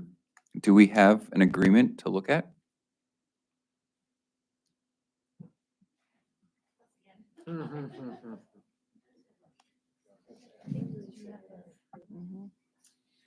So upon approval, we would then create a contract and the district, the staff would, and the different departments would have a say in how that contract would be drafted. There are funds that would be released. So in order for the county to release those funds, there are always contracts drawn with approval from both parties. So the first effort to be made in solidifying this partnership would be approving an interest, which would be followed by contracts presented and fiscal departments communicating. Does that help? Yes, and I think just to add to, you had talked about timeline, and so we're looking at 2 years with approximately $56,000 sent your way, in addition to all training materials purchased and paid for by us, all trainings, also access to a cadre of technical advisors like myself, including a Pennsylvania Youth Survey expert, which is always very helpful. And then I also just encourage you to think about why we approached you in the first place. If you can recall, we will be looking to onboard a district to get this initial implementation started. And so time is kind of the essence for us, and we're very happy to work and draw out a contract. And I think the thing that's very unique to our proposal is that sense of local control and being discussed and directed by the task force that is created here locally. And so just a reminder, we came to you because of your readiness that you've had historically for implementing evidence-based programs, your commitment of evidence-based programs that you already implement, and your historic use of that Pennsylvania Youth Survey data that you heard Robin also discuss as well. So we came to you very intentionally. We've sat down with your fellow board member to answer questions specifically, but to round back, we're looking at a 2-year contract. Okay, thank you. So you perceive this as sort of good faith intent. Contract will come next, Yes. and they're separate from one another. They're not, are they beholden to one another? Are you saying that, I understand the timeline and needing to implement to fit within your particular grant timelines. And also provide the services in terms of training materials, et cetera, over that 2-year period of time. So we have to, that's why we're Right. going to put. So just to clarify then, I would just say that we're approving an interest in participating. We are not contractually obligating the district. And we would still seek a contract for further participation. Is that fair? I think that's fair as long as we have a pretty quick turnaround between the commission and the school board. I think Okay. that's something we'd absolutely honor. Jeff, do you need that clarified for the approval for the minutes? If the minutes could just reflect we're approving participation in a program pending contract engagement, Right, absolutely. right? Yep. Okay, thank you, Seems ladies. reasonable. Thank you. Thank you. Appreciate it. If we want evidence-based data regarding the 2 programs, the 2 Good for Drugs, which we do have already started here in grade 5, I believe, improve resistance skills, that's evidence-based that they've gotten. Decrease in students' perspective of substance use as normative. Increase student connection with educators, and more students perceive substances use as wrong, risky, and/or harmful. We know there's a significant substance use problem at this district. As far as the Strengthening Families program, lowered marijuana use, 2002, lowered transitions to substances use 2-year follow-up, 1999, 2000, plus 13 plus studies, lowered anxious depression index ratings, and lowered cigarette use, which we also know vaping is an issue, so. Okay. So with that being said, a better understanding of what's involved, if there's not any other discussion, let's move to vote. Mrs. Brennan, Yes. Mr. Gelsinger, Yes. Mr. Lady, Yes. Mr. Plessick, Yes. Mr. Smith, Yes. Mrs. Weaver, Yes. Mrs. Bauer, Yes. Mr. Beard, Yes. Mr. Galzella. Yes. 9 yes, 0 no. Okay, 9C2, a recommendation to approve an agreement between Southwestern School District and the Office of Mental Health Substance Abuse Services, Youth Move PA, to provide sources of strength suicide prevention training at no cost to the district. Second. So motion by Ms. Weaver, second by Mr. Plessick. So I'm going to make a motion to table this pending further evaluation with the ability to adjust with relation to Youth Move PA. And I would suggest we bump that over after tabling to our Mental Health Committee for further evaluation and discussion. Can I get a second? Second. Okay. So Jeff, if we could have a vote on tabling? So before you do that, can you make an amendment and at least allow them to continue using it until we do that? So we're not taking it away from the kids immediately, and have a little bit of trust in the professionals we have. So you're putting a motion to amend on top of the motion to table, So right? does the, And this is where my Robert's rules is going to be tested, but if I may. So the motion is to continue using, Well, you don't need that though, because this motion it's running was, without us. to provide training at no cost to the district. Okay. That's done.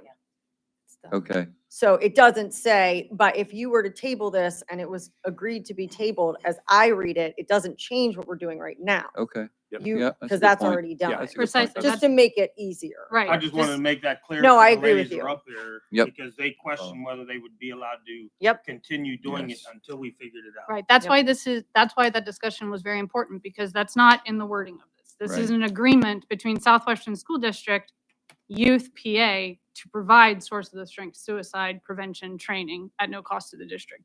This is that agreement specifically. So It's I would not the suggest we use of- table this and then we make a motion that the program continue in use in our district until our committee meets and addresses further. Based on this wording. We don't need. We probably don't need that, but it's- No. Yeah, I get, Like, we could all vote yes on this right now, it wouldn't change a thing. Because it's Based on done. that wording, I mean, correct me if I'm wrong, Dr. Dalton, but. I'm not The gonna, motion's to table. the motion's to table, right? I think ultimately, if there was a yes vote on number 2, Matt would have to sign the document and he is not willing, right? I'm not putting words Correct. in your mouth, No, but you're I don't correct. believe Okay. he's willing to I'm sign it, so. Clear on that now. Yeah. Okay. So we have a motion and a second to table. If there's no further discussion on tabling, let's move to a vote on tabling. Mr. Gelsinger, Yes. Mr. Leidy, Yes. Mr. Plessick, No. Mr. Smith, Yes. Mrs. Weaver, No. Mrs. Bauer, Yes. Mr. Beard, Yes. Mrs. Brennan, Yes. Mr. Galzella. Yes. 7 yes, 2 no. Okay, and just as a general point of order, we are asking as a board that the program continue pending a review by our mental health committee of the program. All right, I guess we're moving on to 9D1, Mr. Plessick. Like to make a motion for 9D1. It's for the Southwest High School capital project, basically to make payments to the contractors. Second.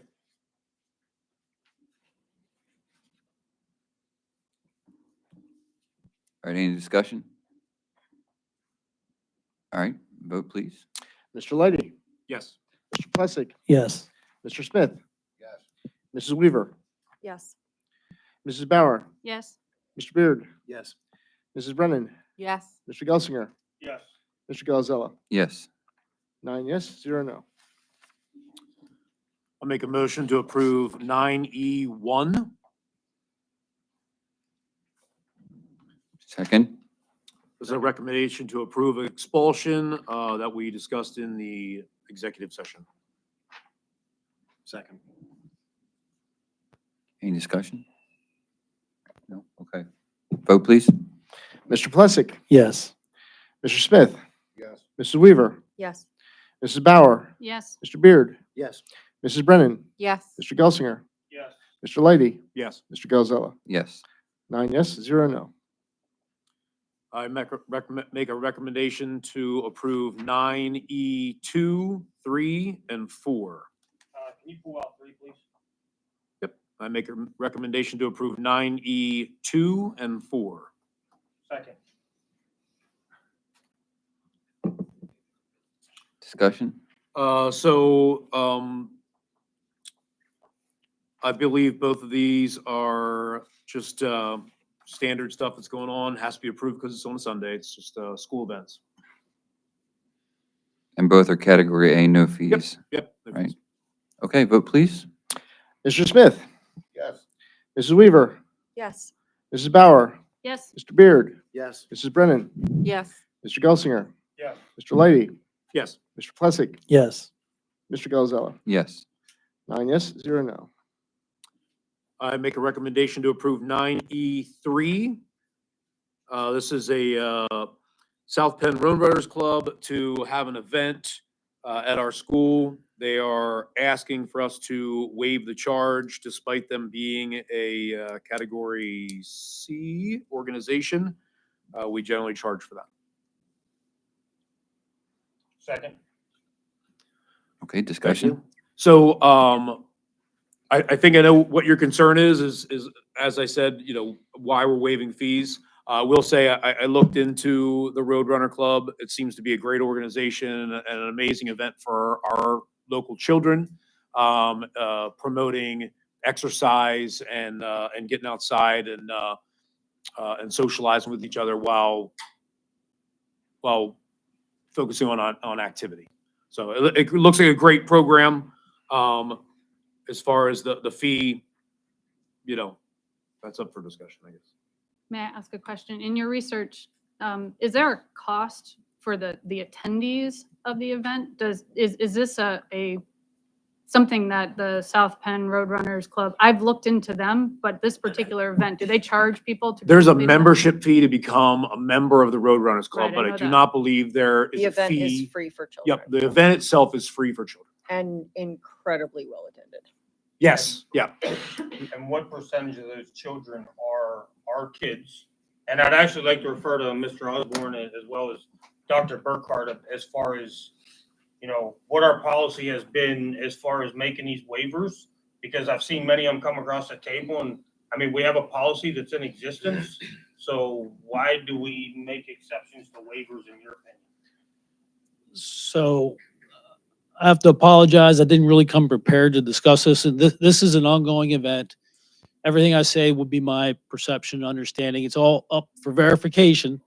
I can go pull paperwork and have absolute hard facts for you tomorrow. But my perception is, my understanding is, South Penn Roadrunners has held this event for the youth of the community for over 30 years now. South Penn Roadrunners is an adult running club, from my understanding. The membership fee is for the adults. It's for the grown-ups that show up and race and run and do their events. This is strictly, from my understanding, an outreach program to get kids interested in running. It is not a for-profit. It's not a leveraging our facilities. It's open to the community. So there are a lot of kids from other school districts, but it's the Hanover community. In my mind, it's something that is truly just an outreach and kind of a charity thing for the benefit of the kids in our area. And the reason it's structured in such this way is, I don't know how far it goes back specifically with Southwestern and being waived, but my 8 years here, it's always been a standing procedure. It's something previous boards have done, which absolutely policy does dictate that we charge them, but this is something that was entertained 10 years ago, maybe 15. I don't know, predates me. But it's something that's always happened. So each year when they apply, they always request, hey, will the board waive our fees once again? And the board to this point has. So, well, a follow-up question to what you just said. So do they predominantly or exclusively just ask for it to be waived for this particular event, or do they ask for waivers for other things that are? This is the only thing they ask for the waiver from us for. It's the only thing they use our track for is for the little kids. Being adults, it's the road runners. So they're cross-country runners. They're out running roads. So they don't typically use our facilities. It's just for this one outreach program to the elementary level kids. It's 4 through 14, and they're just trying to get kids interested in running and competing in races. Are there We're other, just waiving $50. right, are there other groups that apply for the track use as well, that compete for that space? Not generally, there's not a lot of demand for the track. I mean, the biggest use of the Right. track is just their general community showing up Right. and walking in their road. As far as an organized event, this is Right, one I- of the few kind of premier events of that track. Right, I argue our track is free use for the general public usually, and we're just earmarking it for this event, For basically. this one evening of the year, they earmark it for 2 hours. And, Okay, the adults put on some fun for the kids. That now you're responsible to clean up. Well, I was gonna say, just for a matter of information for the public, we charge $25 for janitor's fees, and this is a big event. So there's gonna be some cleanup, there's gonna be some mess, and it would not be, it's reasonable to think that we should recoup some of that, being that it's not our event. That being said, does seem like a very amazing event, and if we've been doing it for a long time, that's why I said I'm up in the air on it. I could go either way. But we're really only asking for $50, which, I don't know how much Roadrunners brings in. Doesn't seem like a deal breaker. So I was just curious about how respectful they've been. I know, because I've been to other events and children in that age range, sometimes they're not as respectful to the property as they should be. So that's really where I come from. I don't want to burden your team in. I would make the statement that this group has not burdened the district, in my estimation. It's 4 through 14, so the parents are there. The kids can't even get here unless the parents are there. They're supervised. It's parents for the most part. They're active in running and exercising in respect with the whole nature of the event is. And quite frankly, if they caused us problems, caused my staff problems, caused our districts to lose money, I would absolutely tell them, yeah, forget about waiving fees. We're not going there. Thank you for that.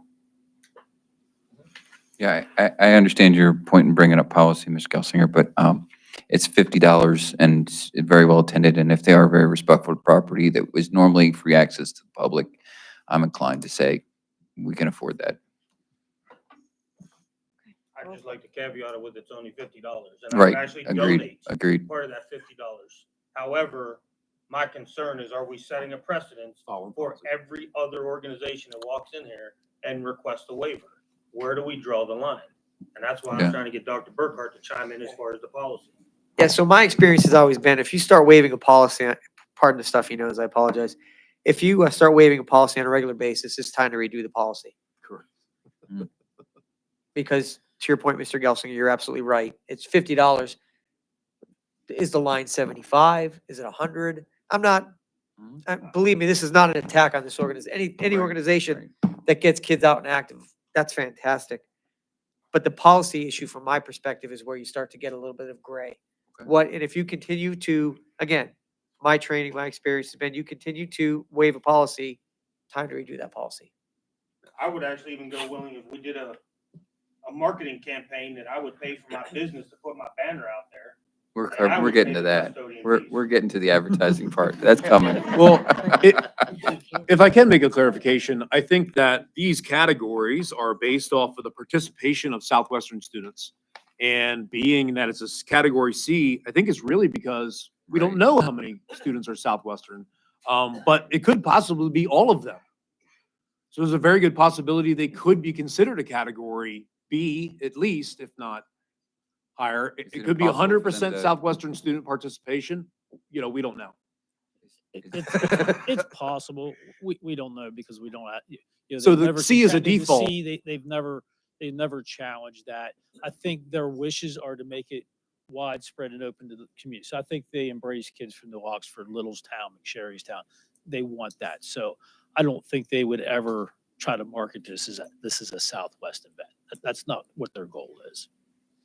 And as far as do they sell items here at the event, concessions and? Not that I'm aware of. Nothing's No. requested through our concession stand or anything. That's not to say Okay. that somebody doesn't have a little table set up or something, but I've not Okay. attended. I'm not much of a runner.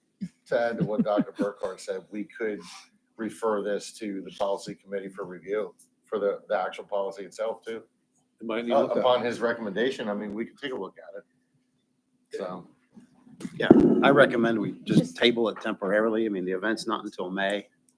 And as Dr. Burkhart said, I mean, I'm sorry, we did review, this policy was revised and finalized last year. The only difference is, and I remember this conversation, is that it references a fee structure and that's not what, I don't know, I think that's an internal document. So that's what I think, it's hard to, when you read the policy, I think the policy is probably fine. It's just what the fee structure is within that. So Because you're saying we have administration can adjust fee structure? They have a timeline. Yes. Like, Administrative guidelines.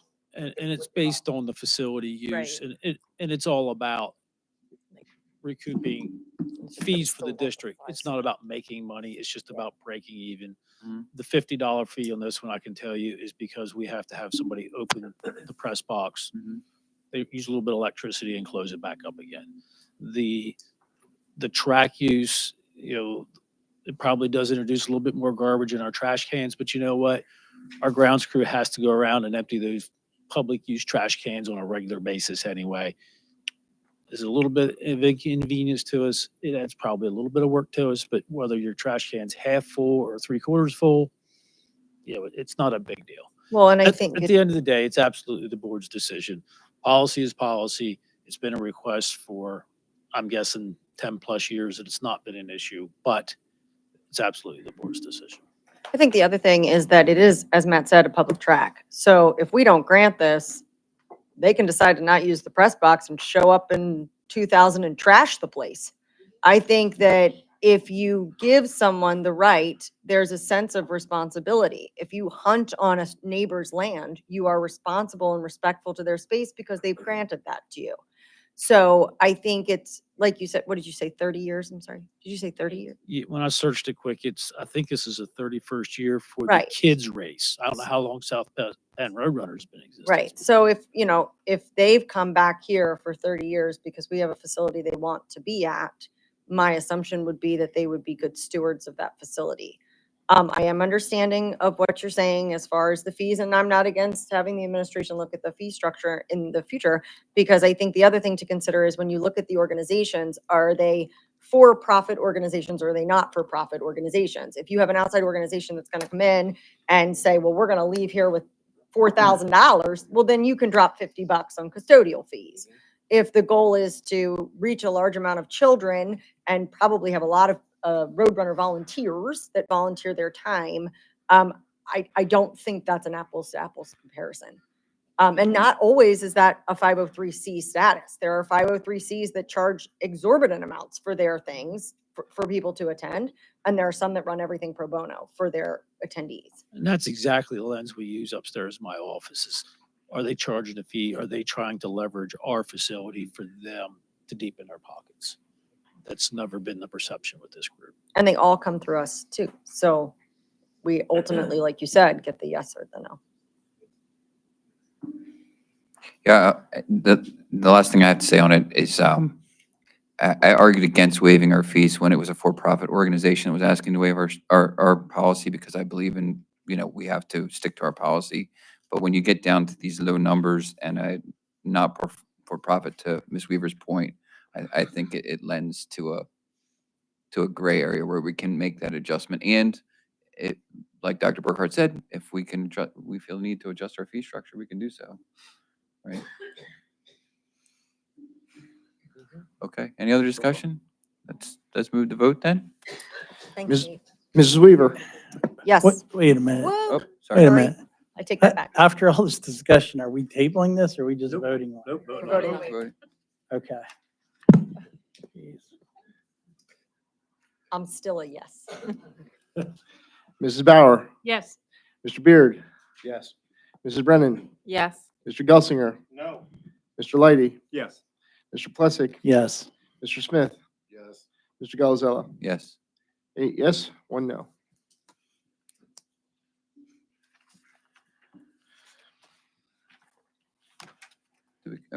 Okay, we're done. we're done all of your My section, items, so Unless we're, you'd like me to take other matters. does anyone want to take other matters? Come on. Okay. So we have a couple of policies up for final adoption. I am gonna put all of those together.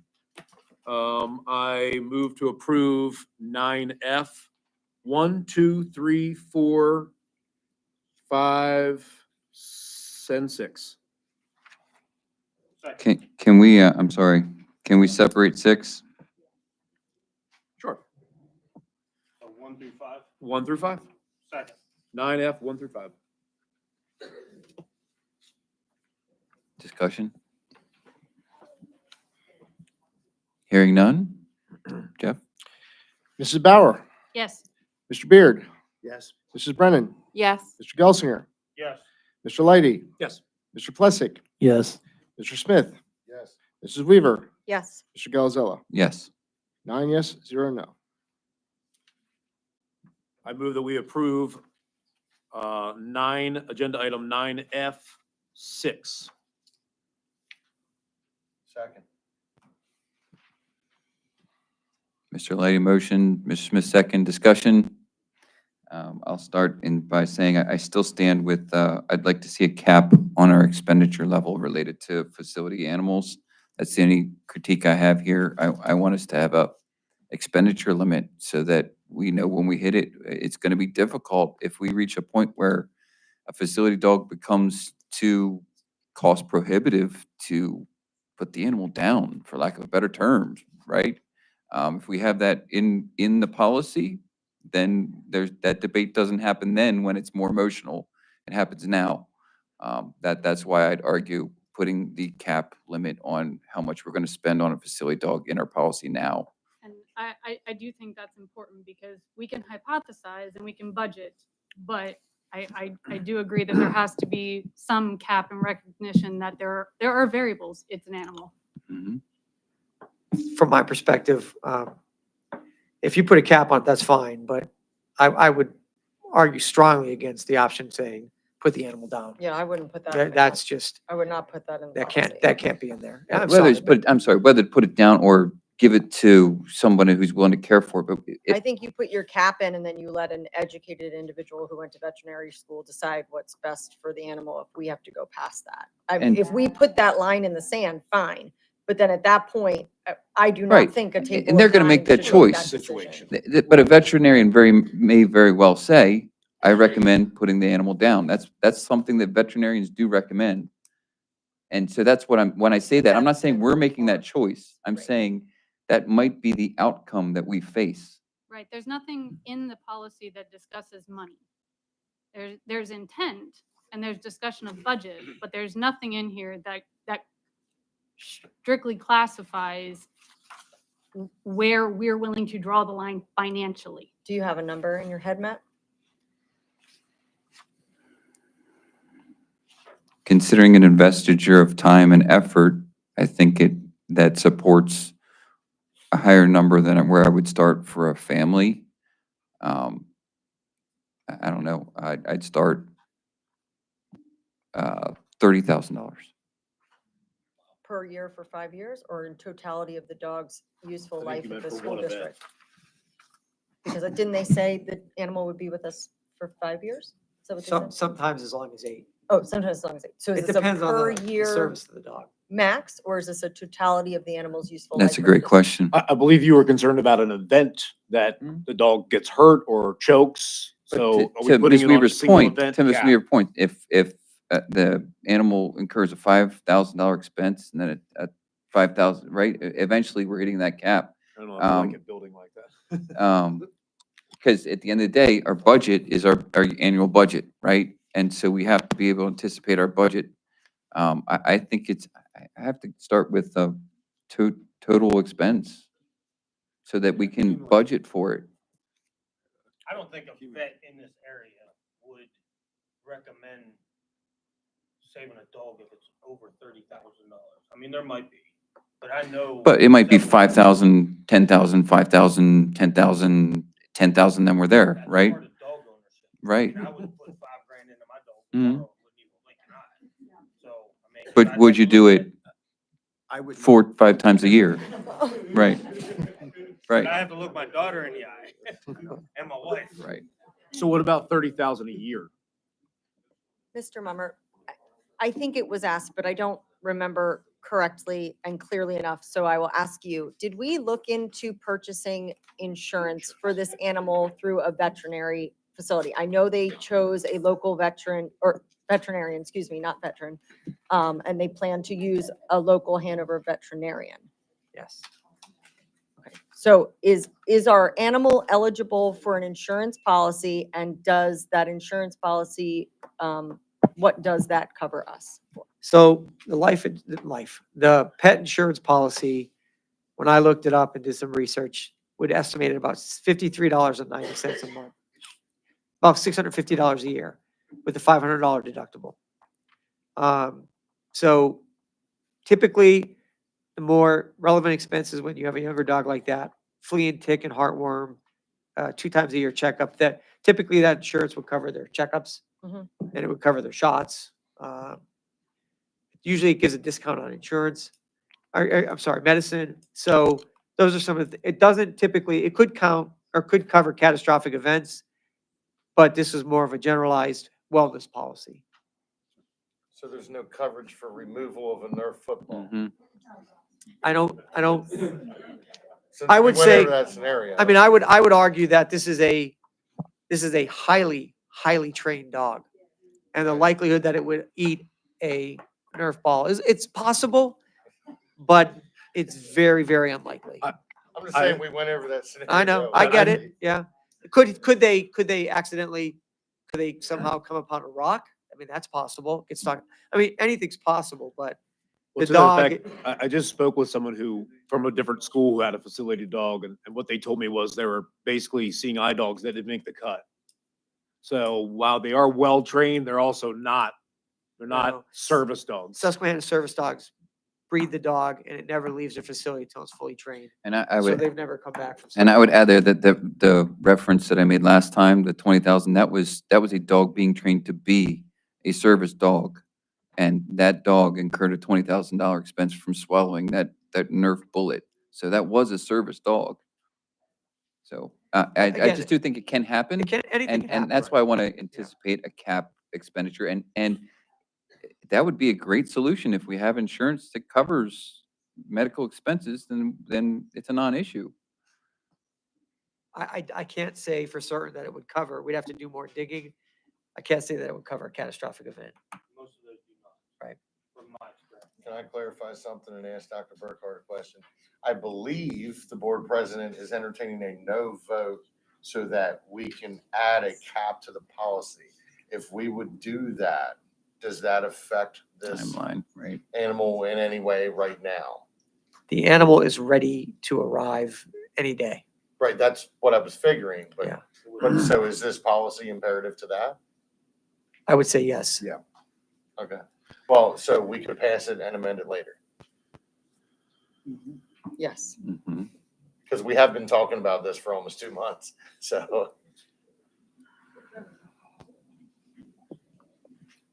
So in this discussion, I would say that if we pass it now, we can amend it later and put a cap in it. I would also say that if we had a dog that had a catastrophic event, and they will be so ingrained in this community, in this building, that we could probably do a fundraiser. Yeah, oh yeah, 100%, I agree. So. And I mean, I understand And your that, concern. no, I do, and that's I a do. good, and that's a Yeah. good argument to putting a cap in. So if we put a cap in, that's where your fundraiser would start, right? We hit that point and then the fundraiser starts, right? Right, I agree. And I understand, I get the fiscal responsibility. I fully support it. I do believe if something would happen to this dog, we would, from speaking from other people who had dogs in their district, they've done fundraisers and it's been successful. So. Okay, to that point, again, we can put a cap in and If we put a cap in, doesn't that put it back to tentative adoption? But once it's already implemented, even once it's tentative, it's it's there. We follow the guidelines until it's fully. No, you need a 30-day notice. Yeah, You're going right back. Yeah, but once we pass it, we can Can we put amend in it a and cap? put the Yeah. amending up for Get this tentative right. adoption Right. and change the Yes. fact That's that what it's I would do. approved. I want to pass it now and then amend it later. Unless you wanted to waive it. Do we have a motion on the table for that? Yeah, we have, yeah, it's up. we do have a motion on the table for this. And so the options are, Why don't we take a vote the way it Yep. stands right now? Yep. And see where we're at. okay. I would just, as a last point of discussion, I would suggest if we pass this, we revisit to institute a cap. Yeah, to adopt, thank you. All right, I can hear a call for a vote then. Mr. Beard, Yes. Mrs. Brennan, Yes. Mr. Gelsinger, Yes. Mr. Leidy, Yes. Mr. Plessick, Yes. Mr. Smith, Yes. Mrs. Weaver, Yes. Mrs. Bauer, Yes. Mr. Galzella. No. 8 yes, 1 no. And I believe I'm in the doghouse now. Literally. What did that say? Love is when you flaws? I make a motion to approve agenda item 9F, 7, and 8. Second. This is tentative of adoption of policy 200 and policy 254 regarding student enrollment and educational opportunities for military children. Okay, any discussion? Mr. Plessick? No? Okay, vote please. Mrs. Brennan, Yes. Mr. Gelsinger, Yes. Mr. Leidy, Yes. Mr. Plessick, Yes. Mr. Smith, Yes. Mrs. Weaver, Yes. Mrs. Bauer, Yes. Mr. Beard, Yes. Mr. Galzella. Yes. 9 yes, 0 no. I make a motion to adopt policy agenda item 9F, 9. Second. Policy 819, suicide awareness. Second. So motion Lighty, second me. Any discussion?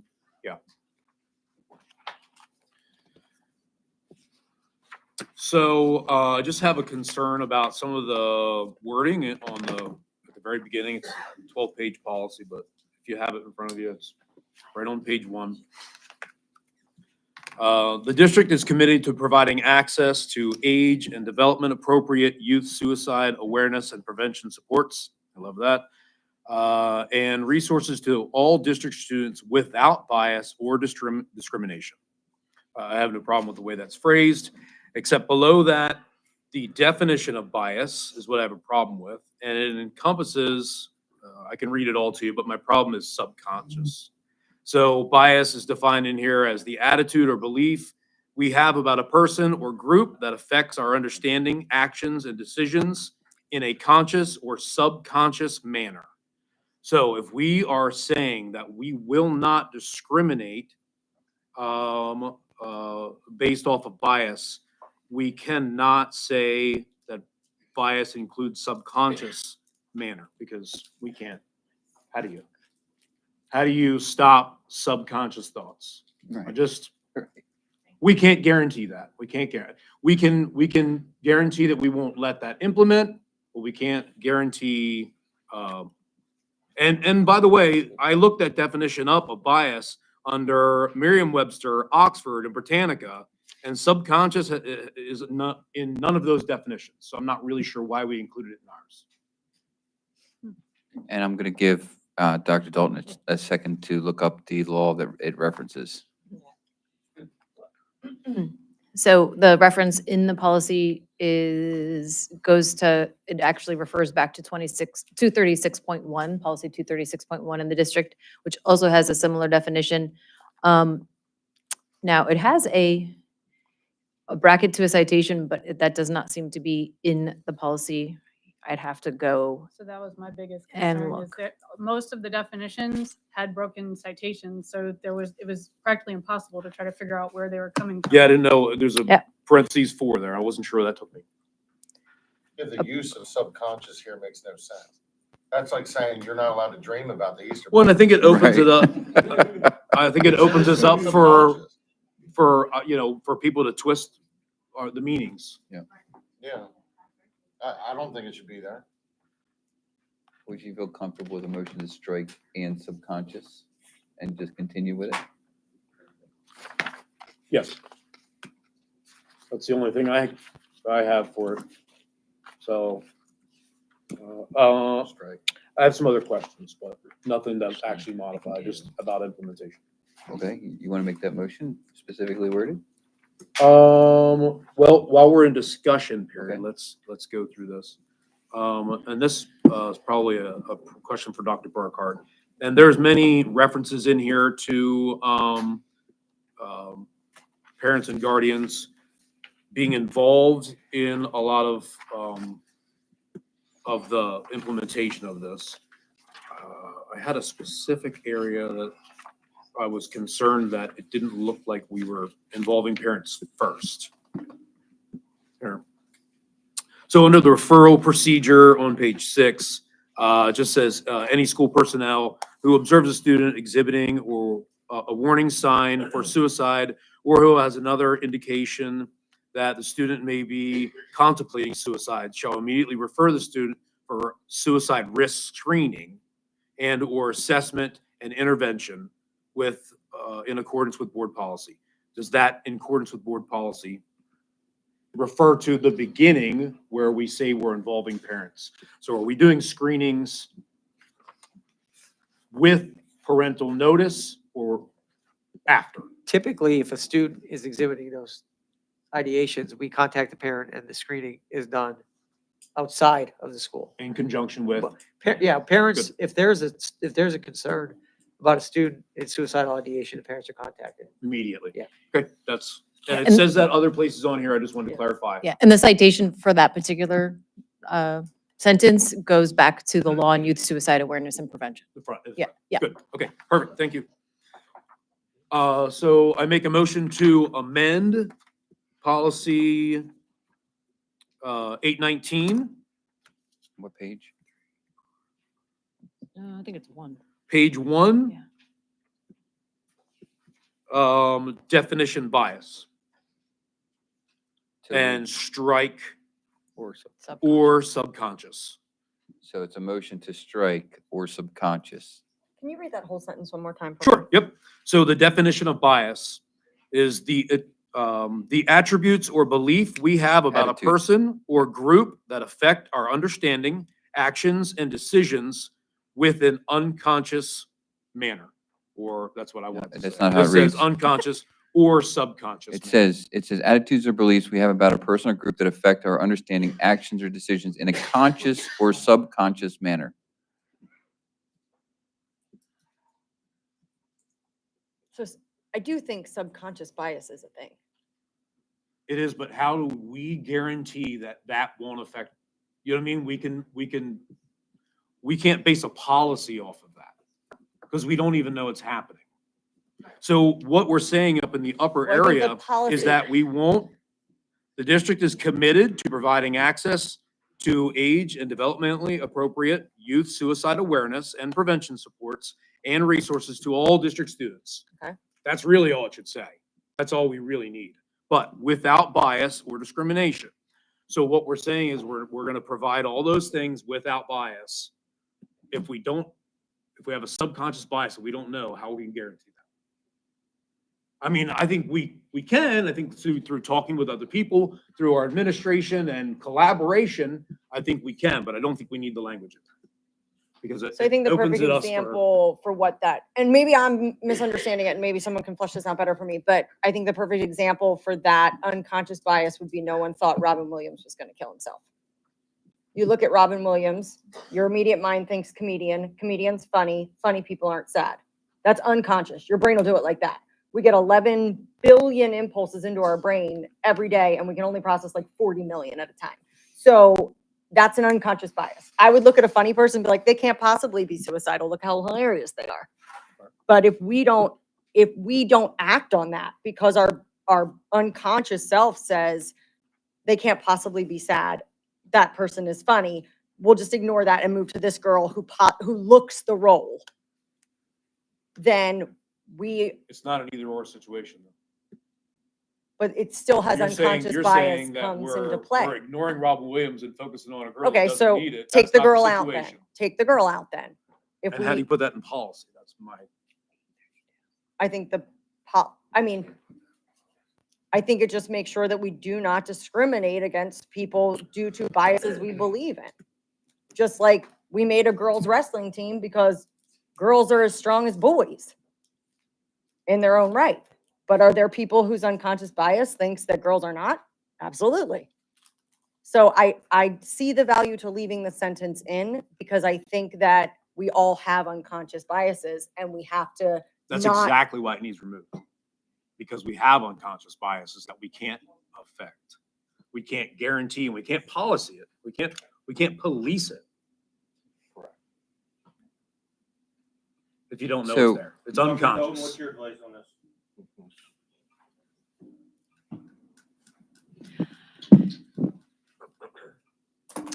I hear your point and I hear your point. I don't know. I would recommend keeping it in, but, and only for the purposes of when there is a concern and there are questions and there's potential liability about what did or did not happen and how the district proceeded and whether it had a policy that included some of those perspectives, right, and approaches. As a board, maybe from one perspective, but possibly as those who are trained under suicide prevention processes, they might have training, and I understand it's hard to bring forth your subconscious and to sort of hold an entire district accountable for subconscious beliefs. But that is my opinion from a liability perspective, that it should remain in, and I do believe that trained folks would be able to at least, I don't want to say decipher, but that they would have some ability to at least navigate through those beliefs. I will say the citation that is we could remove the citation to that definition, even though I know we're going to revise it, because the reason it isn't cited in your particular policy is because it pertained to policy you don't have in place anyway, which is why we removed the citation because it's not active in your district. But my advice would be to leave in the language from a liability perspective. Again, leaving up not to anybody here as one single individual, but as those who are trained to implement those prevention and intervention strategies. And I'll just remind everybody of something that I said before, though, that definition of unconscious is not in any definition that I've looked up. So I don't know why we're making up definitions just for policy reasons. So. If we passed it tentatively tonight, and you did more research and decided the subconscious could be removed, would that be considered a minor change where we can strike that during final adoption? Is it substantive? I mean, I think if you made the motion as you like to sort of revise it to say pending potential removal based on research, I think because that's all about giving notice, right? About the potential intent of the board. So I don't know that if right now here, there's an understanding among those who are voting that a yes would mean additional research, potential removal of a phrase, then I think that would satisfy that it could be a final adoption as of the next 30 days from now. Not next meeting, but the next 30. So, Mr. Lay, would you be willing to amend your amendment? No. Okay. So in discussion, your amendment to strike, Did I get a second? I don't know that, I don't think he did. There you go. Now it's there. Thank you. I don't think my problem is as much with the definition as with the application of bias or discrimination. I think Dr. Hope has something she could add to it. She's given us stuff. Are you requesting to speak, Dr. Howe? Do you want to come back up? You're willing to I'm step back? surprised. So I would say that the way we would address that and try and remove bias is through our training process and our use of a standard protocol. So we have teams trained in every building to assess suicide, and they have a specific training and they have a tool that they use. And if they follow the training that we provided, that will help remove some of the bias. It'll help remove the ability of someone to look at an individual who maybe comes from a very affluent family in the district or who's well connected and maybe active in sports. And you might assume, why would that student be feeling this way? By following the protocol and the training that's been provided, they're going to do the exact same thing with that student that they would do with a different student. So by following our training and our protocol, you are eliminating some of that bias. And that's exactly why we don't need this in here, because we're going through protocols, we're going through teams that are working together for checks and balances. And so they are going to work through those biases already without worrying about someone's unconscious bias that we don't know is there. That's all back to, again, unconscious bias. We don't even know it's there. We can't plan and implement on it. I appreciate what you're saying, and that's exactly why we don't need it, is because we have the checks and balances and procedures built into this 12-page policy. And I would suggest that by having it there, it forces us to have a very clear training and protocol process in How place. can an unknown thing make things more clear? Unconscious bias is unknown. Because So- the people assessing suicide risk have a specific protocol, whether they have bias or not. You remove the bias by following the trainings and protocols. Exactly. At the risk Yeah, I of, think- at the risk of extending this, I would argue that without bias or discrimination, discrimination covers to a large effect. If you have a bias, but you don't act on it, then you're not discriminating. If we have it just discrimination, you discriminate, it's deciding against one person versus another. If we're not discriminating, we're not applying our bias. Agree or disagree? I'm suggesting that because we have training and we have protocol in place, we are in fact reducing the bias that some people in the district may have towards certain students. Thank you. So the only thing I'm going to say is, so what I find interesting in this is, so we have conscious bias and unconscious bias, but we're not even talking about subconscious bias, which is an entirely different thing. We're including unconscious and conscious, but not subconscious. So from that respect, it makes sense to just talk about the here and now from Mr. Letty's perspective of conscious bias. Yes. So I'm gonna, as president, I'm going to redirect this. We have a motion and a second to strike. Let's conclude discussion and move forward on that motion to strike. If we could get a vote on the motion to strike Strike those 2 words. those 2 words, which are or subconscious from this policy. Mr. Gelsinger, No. Mr. Leidy, Yes. Mr. Plessick, No. Mr. Smith, Yes. Mrs. Weaver, No. Mrs. Bauer, Yes. Mr. Beard, Yes. Mrs. Brennan, No. Mr. Galzella. Yes. 5 yes, 4 no. Okay, so that language has been struck from this policy, and now we go forward to what's on the table, the motion to approve the item. And that is the recommendation to approve the tentative adoption of policy 819, suicide awareness, prevention, and response. As amended. As amended, thank you. Can I get a motion? A second? We're already in the bush, aren't we? No, that was the table. Oh, wait, we did We're get the motion. inside Yes, the you're right. motion that You're got correct. it. So we're in the motion. Any We discussion? just need a vote. No discussion, we'll move to vote. Mr. Leidy, Yes. Mr. Plessick, No. Mr. Smith, Yes. Mrs. Weaver, No. Mrs. Bauer, Yes. Mr. Beard, Yes. Mrs. Brennan, No. Mr. Gelsinger, Yes. Mr. Galzella. Yes. 6 yes, 3 no. Does anybody want these last 3 broke out? All right, I move that we pass agenda item 9. Actually, I'd like you to break out 12. Yep, sure. 9F, 10, and 11. They are the district calendar for 2025 to 26. Second. And any discussion? Hearing none, we'll move to, oh, sorry. I'd just like to point out that our administration made sure, again, that we have a half day for the Halloween parade, and we're off the day after. So thank you for that. Yes. It just so happens that corresponds with the marking. He did period. it on purpose. Okay, did you want to address the moving of days or not really? Uh, Necessary? Okay. Good. No, I think All we're right, good. vote please. Mr. I thought there was discussion. I thought we were done discussion. You wanted to add? Dr. Burkhart, could you please explain to everybody what Link Crew is and how it came about returning? Sure, yeah, How so. that process is working now? Link Crew is a program if you're familiar with the web program here at the middle school, 6th graders come up. Years ago, when I got here, Link Crew existed. It's a transition for 9th grade students into the high school. And they also invite new kids to the school. And what it does is it assigns them a trained mentor, and they have that person to connect with all year. The training happens before school even starts.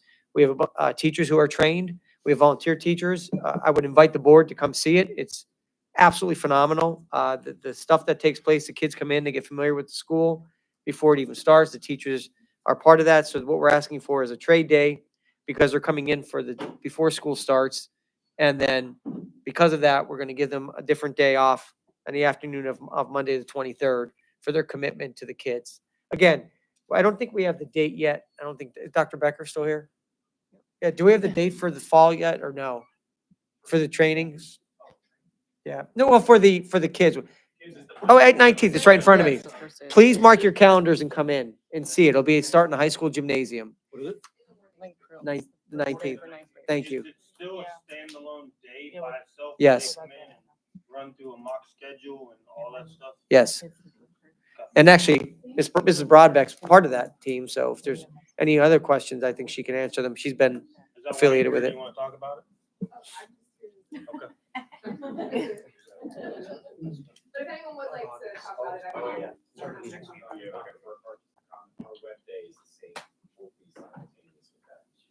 And that's for busing. Our buses will go out and get the kids and bring them back. So the buses will pick up the 6th and 9th graders at one time, bring them here, split them up. I've had older kids of Yeah. mine participate. It was great. And not to take away from Web, because Web is equally as great. So if you can see both programs on the same day, it'd be well worth your Yeah, it's time. phenomenal. Yeah. I do have one question. Do we offer that program to the returning kids or the kids coming from outside the district that are not sixth or ninth graders. So if we have a seventh grader or a 10th grader coming from outside the district, are they also invited to that day? In the kids that are new, I can't speak, I'm gonna, Jeff, to you, because I know the high school does it.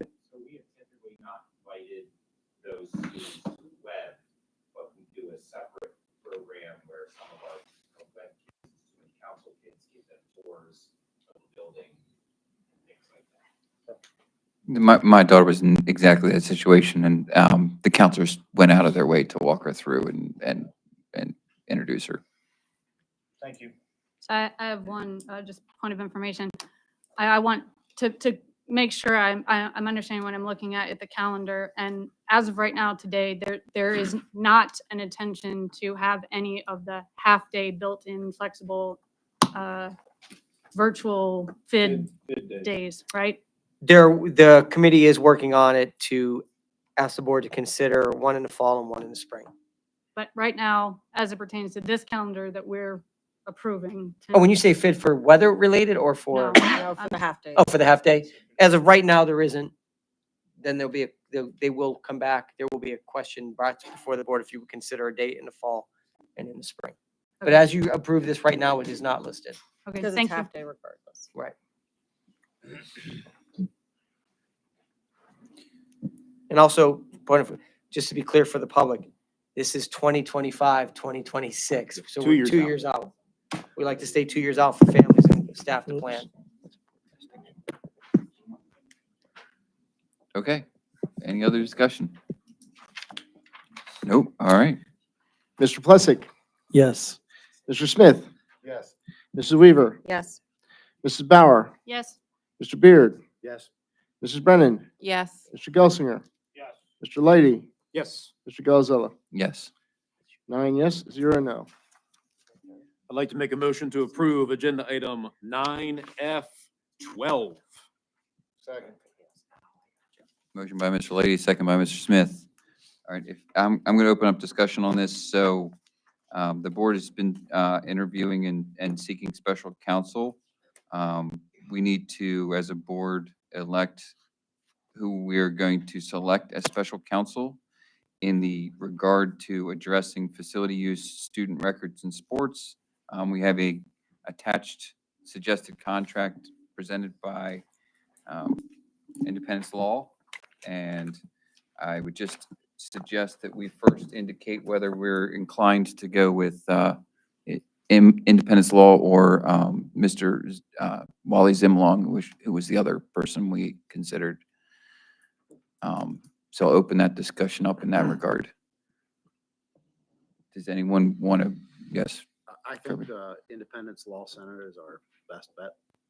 okay, There's no cost to the taxpayer, and while I think both organizations seem highly competent, with no cost to the taxpayer, I believe that's our best bet. And I'm sorry to, Independence Law Center also has been operating, intimately within the state of, or the Commonwealth of Pennsylvania. okay. Those are important considerations. I feel the same way. The pro bono aspect that and they've indicated that they're willing to support policy creation as well as defending it as far through the courts as need be in adjudication. Both indicated that. I do feel like Independence Law does have a little more experience in regard to operating within the Commonwealth.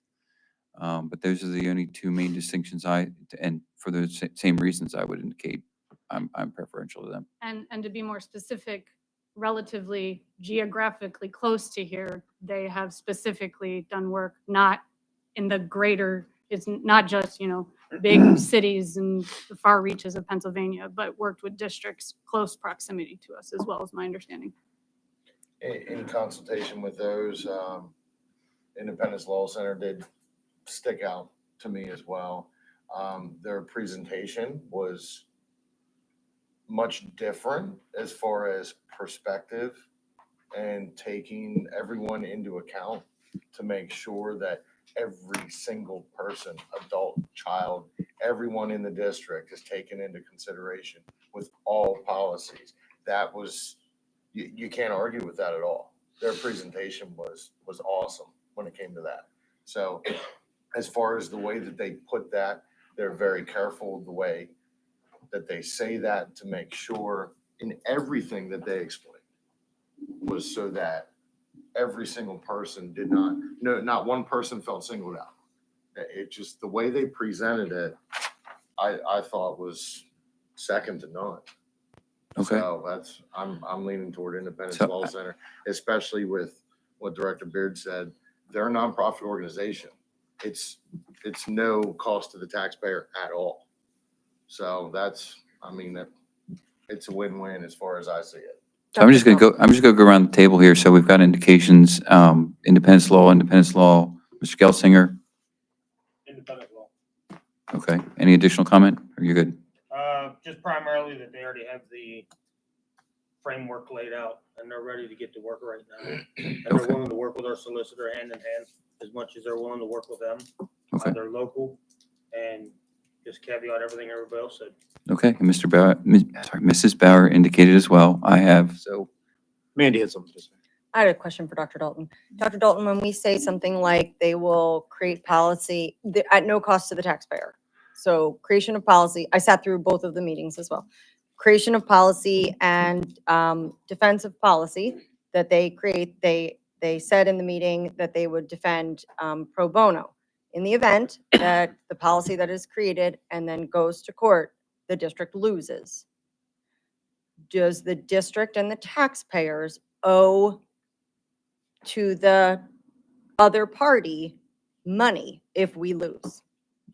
Depending on what the claims in that lawsuit would be, probably. So then it's not free to the district if we lose. If there's a loss, yeah. If We are in there's- that same situation regardless of what solicitor we have. True. Yeah. So that brings me to my next point. In 1992, that was the first time we ever engaged with Stock and Leader. It was a long, long time ago. In 2013, when we were under the guidance of another lawyer, we hired Stock and Leader for special education services. It was actually when Dr. Dalton, our first interaction with Dr. Dalton. In 2014, we hired Stock and Leader to represent this district. They've represented this district for 10 years. They just recently picked up Littlestown School District, my understanding is within the last week, which brings them in totality to 35 school entities in the state of Pennsylvania, ranging from school districts to individual organizations that work with schools. They worked to create policy 711, and unless I understood it wrong, that policy was not thrown under the bus or run over by the Independence Law Group. They actually said that it could work in concert with their policy. I do not feel that we need either of them. I feel we have a competent law firm. It has worked with us for 10 years, and it has served the district well. And that's my point of view. So you asked which I would choose. I would choose Stock and Leader, which was not one of your options, but Okay. Fair. I would choose Stock and Leader. Okay. So, in reviewing some of the policies that they gave us, I had some concerns about some of the approaches. I have some concerns about, some of the positions they take. But in further, meditation on the policies, I think that the positions are, compromising, for both sides, as Matt said. It's a little bit of a give and take.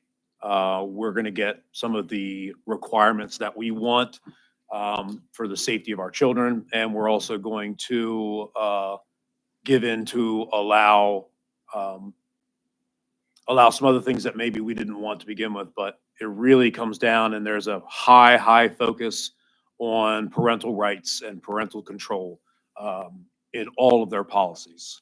And so I think that's really what it has to come down to, is that parents have the final decision on all this. And that is where Independence Law is putting their main focus in a compromising manner to meet both sides. And so originally I wasn't too keen on their presentation, the way they presented it, but I think they are going to be the best one to go with, in my opinion. And just to clarify something, Stock and Leader is not willing to represent us in the direction we want to go, correct? Are you able to say that in public? Oh, absolutely. I mean, I think we've had this conversation. Yeah, absolutely. So, based on the proposed or requested revisions to the certain policies, I don't know, at least policy 103, for instance, that are, we would not be able as a firm to represent the district in defense of such an action. Were you able, were you sent the policies that the Independence Law Group No. wrote? To see if they would be something, because they're not, I mean, to be truthful, they are not the original that. intention of what Yeah. what you asked for. To that regard, I think there was just a miscommunication. We invited stock and leader to both. Chris was He here came for to the one, the. and I think the other attendants just fell through the crack. I Okay. think. Yeah, So- and I think my ultimate, however the board decides based on what the agenda the motion on the agenda is, that's one thing, but as I mentioned to you, I don't believe that their contract reflects what you are, I mean, I think that I would probably want to reach out. It's probably Attorney Semick, right, that you spoke with? Yeah, and I've worked with him before. That I think that I would narrow down that contract to be much more specific, because some of the language in that contract, to me, it is very, very open-ended. It just talks about regarding school policies. And then the motion on the agenda is about facility use, student records, and sports. So I just don't see that there's necessarily an alignment specifically enough or narrow enough. But again, I know I've understood that they'd be willing to work with us. But I mean, so I don't mind. I mean, I would not recommend signing the contract tonight necessarily, but possibly choosing them to move forward. That's up to the board. So that was actually one of my questions. Yeah. If you had reviewed it and what your interpretation of what they believe their services would be providing. Yeah, I mean, I only reviewed it today as a part of or not today. I reviewed, yeah, actually, I think we got it last night, right? So I think I reviewed it as a part of the agenda today, but not with enough time. I mean, I would say like for number 8, the client has had the opportunity to consult other legal counsel and seek clarification of any terms. I don't, like, for instance, a term that I would be curious about is, so if they're going to defend the policy or defend claims made regarding a policy, my question would be is, like, for instance, if a new policy goes into play and then there's a concern, it's not an official complaint, there's no actual Title IX complaint or anything, but there is concern and Dr. Burkhart needs some advice. If he calls Independence Law Center because they say that they're going to help support it, is that on a day-to-day basis also going to be pro bono? Is that, Yes. and those are things that I don't, yeah. Okay, so And they're you said gonna, that he would work with you. yeah, absolutely, yeah. So, and that's just what, but see, that's to Right, your question, that's not exactly in my point. here. It's not in here. And so it's not a, outlined. Yeah. It's not that granular. so I think that I would probably meeting, I don't know, however we want to do it, but I'd want to clarify those terms. Yeah. Can we vote on a pending contract approved? Yeah, like I said, if you want to select them, I think that's one thing. I would not. And that's really the engage point of this. what we're doing right now. We're selecting special counsel. As far as engaging in the contract, if we're not sure on the contract itself, we can certainly revise and revisit the item before us today is recommendation to select special counsel. All right, so that's really what we're doing, is we're selecting special counsel. We don't need to, I included this just for completeness, but we're selecting what special counsel we want to go with. And then we can certainly address the contract specificities that, So, moving down the line. Independence Law also is who I would choose. I really can't say much more than what Mr. Lady said. Compromise is a good word for it, because they really took everyone into account, no matter what. So for me, that was singularly one of the most important things, because it didn't single any specific person, group, or what have you in it. They really thought it out. I do like the fact that they are Commonwealth of PA attorneys, and I do, I just like their presentation, how forthright and descriptive and informative they were. So I think that kind of is what I was saying, is that I do wish Dr. Dalton or someone from Stockade Leader had been there, because I don't know that policy 200, the way they wrote it, that stock and leader would disagree with it. I don't know that they would. That policy, and I thought they did a wonderful job addressing everybody. To me, what it did was it more clearly defined terms, which is very important. And we'll say it front loaded, right? So instead of being reactive as a district, it allowed us to set an approach that was proactive to the way that we handled situations as they arose with children. It brought in adults when it dealt with a minor, unless of course there were extenuating circumstances, which was even laid out into their policy. I don't know if the lawyers that we already have would necessarily have disagreed with that. And that is something I wish that we could have a conversation about before we go and seek someone else who doesn't have 14 years of experience with this district, or 10 years of experience with this district.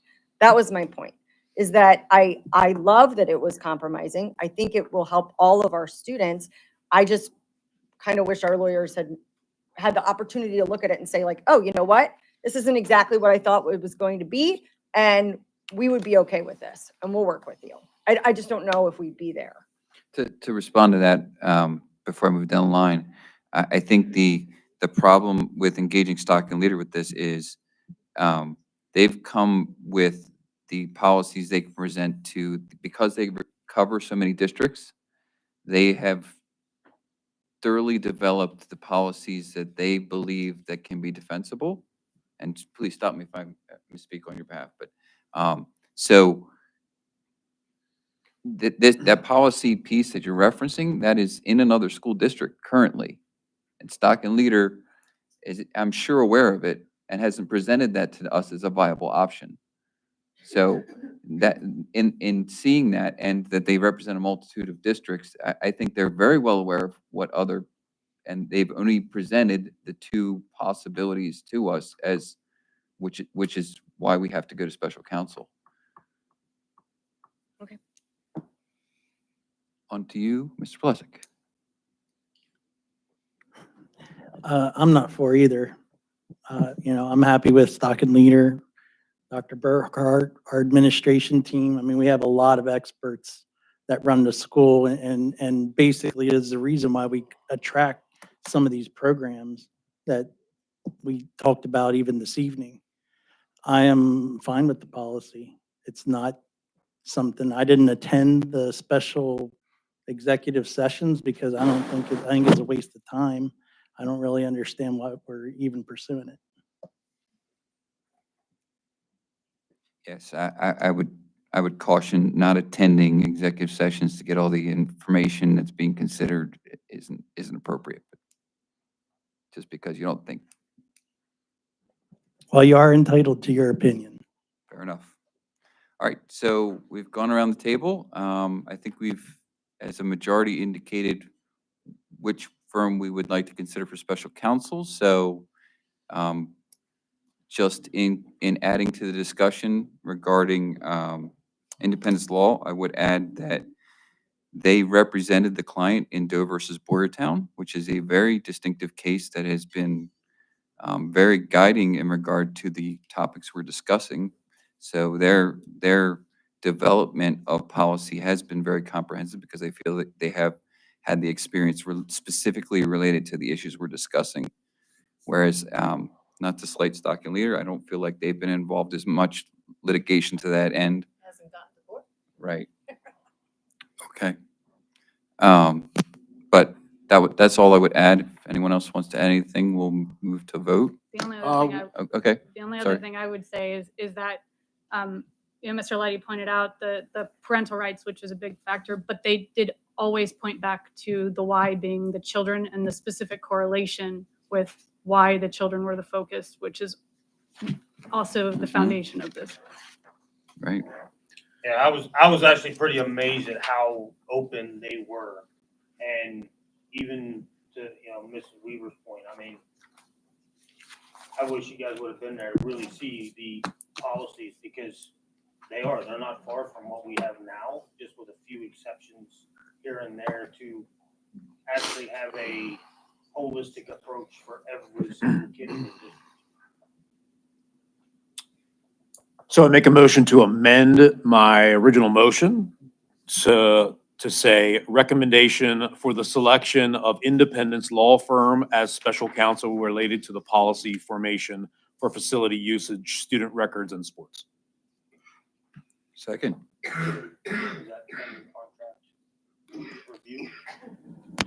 No, this is just selecting our special counsel. That's all we're doing here. So I'll second that. Any discussion on the amendment? All right, we need a vote to amend. Mr. Smith, Yes. Mrs. Weaver, No, thank you. Mrs. Bauer, Yes. Mr. Beard, Yes. Mrs. Brennan, Yes. Mr. Gelsinger, Yes. Mr. Leidy, Yes. Mr. Plessick, No. Mr. Galzella. Yes, 7 yes, 2 no. okay. On the motion for the table, any more discussion? We're I ready to feel go. like, unless anyone else wants to add, I feel like we've discussed it, so moving to vote then.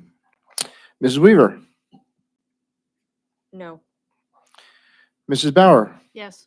Mr. Beard, Yes. Mrs. Brennan, Yes. Mr. Gelsinger, Yes. Mr. Leidy, Yes. Mr. Plessick, No. Mr. Smith, Yes. Mr. Galzella. Yes. 7 yes, 2 no. So follow up to that, I will make sure Stock and Leader has what Independence Law has presented to us thus far, and suggest that you both confer as far as contract language to engage their services. Okay. Let's see, other matters for board consideration. So I do have one motion I'm going to pass around here. If you want to take one and pass it down as well for you guys. So this relates to our prior discussion with engaging in programs prior to board approval. I feel like this is something that I'd like to make a motion on so that we can just clarify our stance on, as a board, we want to be approached when the district seeks to engage in programs of instruction. I'll read the motion as my motion, which is: the district shall engage in no instruction related to gender identity or sexual orientation in programs or curriculum without first expressly identifying items as such containing such topics to the board and obtaining approval to do so from the board. And then I think we can strike out the parents, just because it's going to be presented to the board where we would insert the parent part. Go ahead. So you're making that an official motion, like adding it to the agenda as an agenda item? So this is a motion to adopt administrative directive. This isn't a policy. This is a direction to the administration to basically notify us when, before they engage in any programs related to these items. Right. So that's my motion. Any second? Second. All right, discussion. Yeah, it goes to parental rights, public transparency, and all the other things. So I believe it makes sense as far as things that we've seen locally and further away, that parental rights has been withering away. And one of the points of this particular board is public transparency and parental rights. So as far as that goes, yeah, that's why I seconded the motion. Okay. So again, in discussion, it's just so that the board is notified prior to engaging in these programs or curriculum that go into these topics. It's not a prohibition. It's not saying we won't engage. It's just saying it's to be brought before the board. So is the intent, because I'm not certain the way that it's written, I understand the true intent, is the intent proactively for any new initiatives, programs, curriculum that are being considered? Or is this a generalized statement? I consider a generalized statement. So that if we have any programs currently or in the future, the board should be notified if they involve gender identity or sexual orientation instruction. I'm not. So concern would be, what if it gets implemented and the person implementing it wasn't aware of it, just like what happened tonight? Well, that's what I was gonna say. So How can I you- find that most times it's not in curriculum. And Right. these gentlemen wouldn't be aware of it if it's Right. going on because it's not going to be in curriculum. So, I mean, I don't know what that says about adopting this. I'm just saying that I don't think we have any curriculum that is gonna expressly identify any of these things. That doesn't stop them from happening. Right, and I'm certainly not trying to infer that the administration is engaging in that actively or on purpose. My point is to be very clear that we want to be made aware of it if it's occurring in the district. That's really the intent of this. If you feel like I've worded it poorly or you want to change the wording, we can do that. I like what you said better. Yeah. Be made aware if there's, Can I ask a question? I'm sorry, from a teacher Yeah. perspective. please. Can you define instruction? Because there are times that organic conversations develop around topics that kids bring forward out of curiosity or information. And the teacher can provide an unbiased opinion, but rather respond to something or to not necessarily offer their opinion, but a resource. So what is instruction and what does that mean relative to a conversation that can just sprout out, Mr. Lighty, to your point, and then the teacher is now, dare I say, in trouble or is brought down to the administration because they violated this guidance. Or I forced think- into a corner where they can't. Right. really I take just care of think it. when you, if this is something the board wishes to move forward on, then we need a description or a definition of what instruction is. Because it doesn't exist in it. Said is not instruction. But that's what, as long as you define it that way, because there is no curricula in the district right now that promotes this.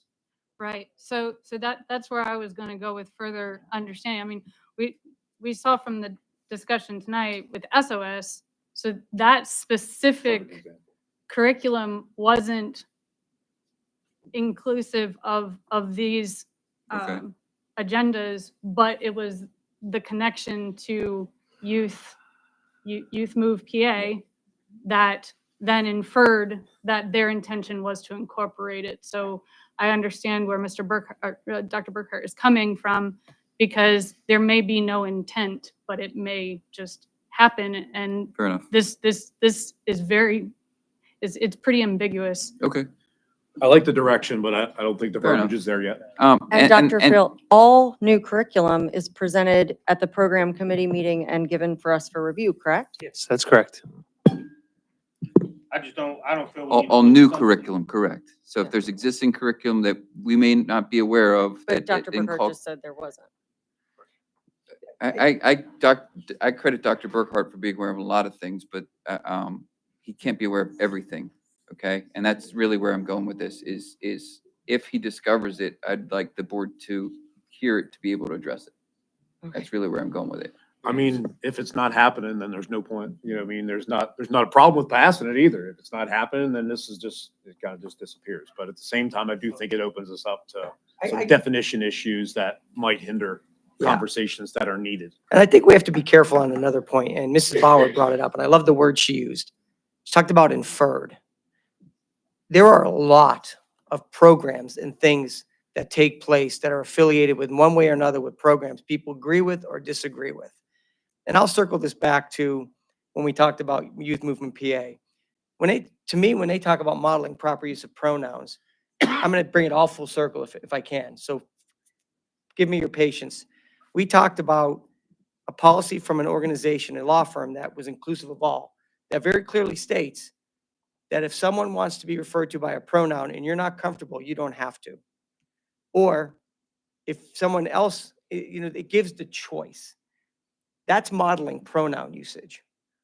I feel like somehow along the way, my impression, my words, not yours, so let me be clear about that, is that I took from the impression of tonight's discussion that we took Youth Alliance PA, I forget the name, excuse me, that they're actively promoting it. I didn't see it that way.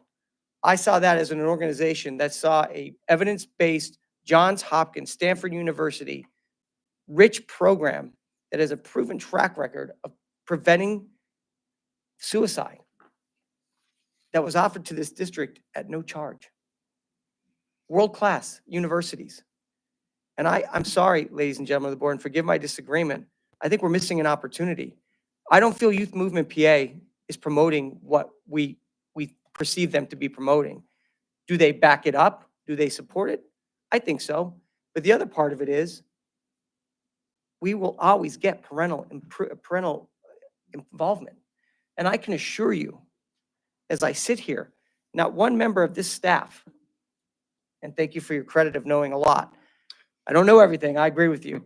But what I will say, my wife will agree with you too. She's probably watching. But what I will say is no member of this staff actively promotes transformation, transition, sexual orientation, or promoting an agenda. It just does not happen. I want to reassure these 9 people, and I want to reassure the public. And if it does happen and we find out about it, I can guarantee you we take immediate action. That is not our role. Not today, not tomorrow, not ever. So forgive my little deviation from where we were going, but I think we're missing an opportunity, and I understand what you're saying here, Mr. Gelazella. Mr. Smith, to your point about parent rights, agree with you 100%.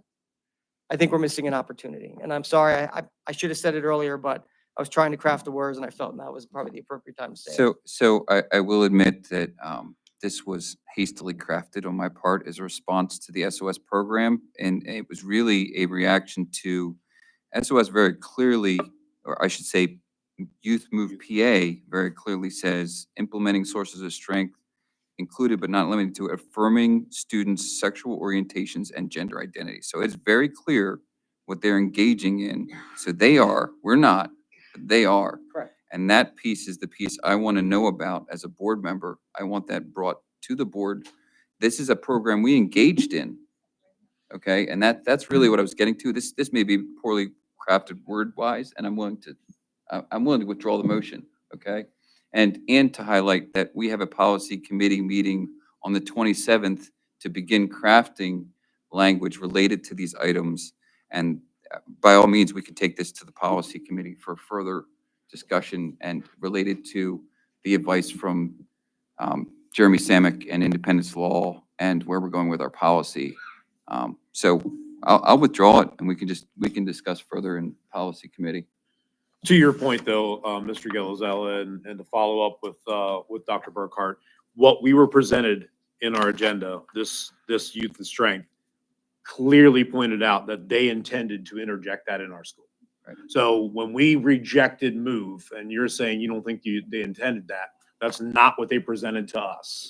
They said, sign this contract and do what we say, and it says right in here that we don't have an option, and we're going to interject that into your school. So that's We'll where give it to this you. statement You'll came get it for from free. and our concerns with You'll MOVE. get it So, for free as long as you. yeah, play by like our you said, rules. strings attached. Yeah, and I'm looking at. And I, from what I hear from the ladies, that's not what's happening. So I'm happy to hear that that's not what's happening. But we didn't know that till we came and heard the presentation. And most of us pulled this up and did our due diligence and went, whoa, what is this? Yeah, so we did hear from them tonight that that's not what happening. But in that contract, I'm looking at it right now, in bold letters, it says, the school administration will support the program with the following. That's in bold letters. Yep, and it's signing right next to it. Second bullet point, implement sources of strength with equity practices, including but not limited to affirming students' sexual orientations and gender identities, modeling pronoun use, and using student body data in equity considerations, including addressing disparities that are experienced by students of color. Mhm. As a parent of biracial children, I think that is ridiculous. And that is in bold letters saying that the school administration will support the program with the following. So that is saying they're trying to inject that into our school. So I think this particular policy consideration that was based on that wording there. So that wording there is quite ridiculous. It's saying you will do this. So. But again, glad to hear it's not happening. I think we can move on So from it's this. not I think a currently withdrawal happening, but is, it could. I think a withdrawal is appropriate and we can move Yeah. on, but yep, Right. sure. Fair. Yeah. All right, my motion is withdrawn. I appreciate the discussion. Is there any other matters that we need to discuss in other matters before we move on to the last page? I'm shuffled here. Visitors. Budget No, discussion. there's a bunch, yeah. Proposed February 28 agenda items. Oh, wait, yes, that's right after other matters, yes. Yep, that's where we're at. Proposed agenda items. Nothing? Okay. And then planning discussion, any budget discussion, we agreed to insert that to allow any board discussion related to what Mr. Mummer presented us. Correct. We spoke about the budget on Monday evening. It hasn't been a whole lot of time between then and now. Right. If you have any questions at this hour and would like to present them, I'd be happy to try to respond. If not, we'll see this item on the agendas moving forward until we bring resolution to the budget process. So that's all I have. Okay. And then visitors, anyone want to be heard? I just want to say something about the Oh, budget. wait. First of all, thanks Okay. to Jeff Mummert and Doug Furman. They did great jobs on presenting the budget. It was a long meeting. And as well as, it was an empty room that night. And just for everybody that wasn't here, the taxes are not projected to go up at all. So No that's tax not on our increase. part. That's on our great budget team.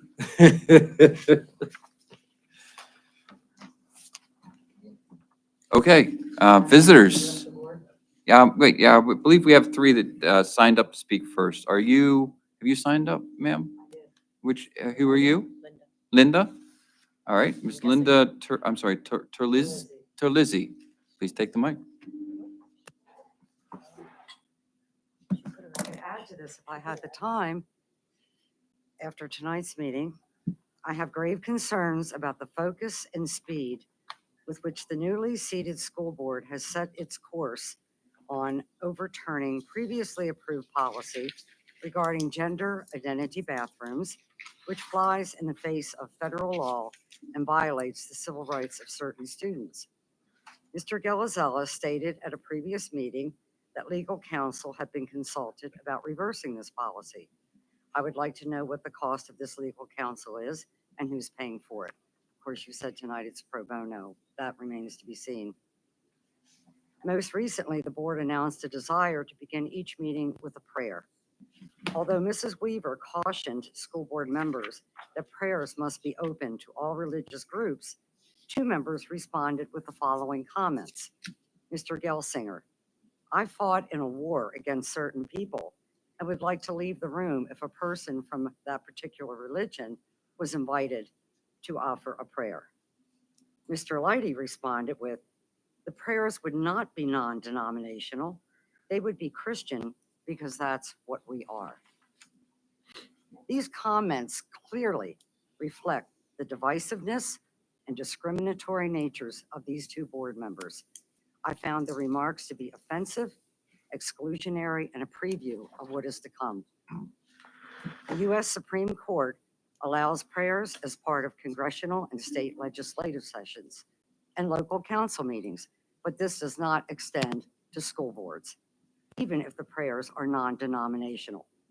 By and large, the courts have determined that school board meetings are more like school-sponsored events than legislative meetings because meetings are held on school property, school officials conduct and participate in school board meetings, school-related issues are the focus of discussion, and students may be in attendance at meetings. Our country was founded on the principle of religious freedom, which includes freedom from religion, and our government adheres to the separation of church and state. Board members are free to pray on their own time. Please, she has the microphone, she has the floor. Board members are free to pray on their own time, in their own homes, places of worship, and in certain other settings with like-minded people. This freedom, however, does not include public schools. Those who persist on a quest to inject prayer into school board meetings have the option of joining the boards of religious schools. But continuing on this slippery slope in a public school setting is inviting unwanted scrutiny of our district with very possible legal consequences. As for the intent to defy federal and state law protecting the rights of transgender students, I believe this board is opening a Pandora's box, which promises to create more discord, divisiveness, and probable legal action. Thank you. Thank you. I have 2 others signed up. Mr. Chris Martin? He left, thank you. Mr. Stephen Carr. Well, I was going to come up here, sorry, Stephen Carmingham Township. I was going to come up here and talk about the bullying and the sports in Southwest, but I think that just got blown out of the water by that. First of all, there is no such thing as separation of church and state. It was a letter written by Thomas Jefferson, to Danbury Church, to saying that the government will allow religion and will not block it from communities or churches, or specifically Danbury Church or any other organization. You can look on the Constitution on the First Amendment, which is the freedom of speech and press, and you will not see separation of church and state. The Supreme Court many times has tried to impregnate the wall of separation of church and state, and in many cases it has failed. And one of those cases was against a Christian school who was busing children, and they took it to court, and the Supreme Court case lost, and the school won. There's many others, and from Maryland, from Pennsylvania, like the Dover one that most people know for teaching evolution and Christianity in the school, that has also failed in court, and many others. Thank you. Thank you, Mr. Carr. Does anyone else want to be heard?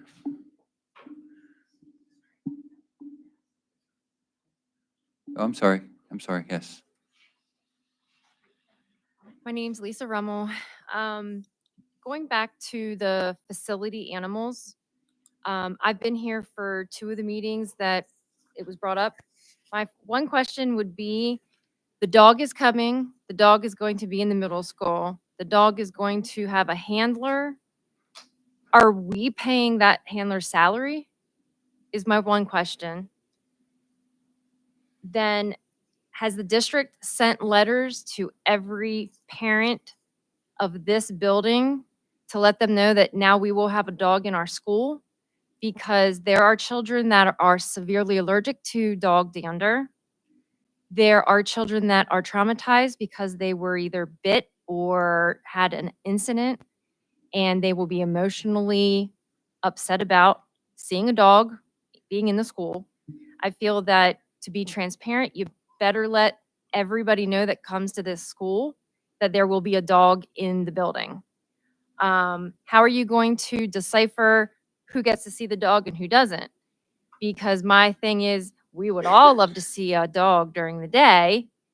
So are you going to have a mad dash to the guidance office because they just want to see the dog? It happens because I work in a school, and you start talking about a dog and they may be doing fine in class, and all of a sudden they're upset because they want to go see the dog in guidance. So do you have a plan for that?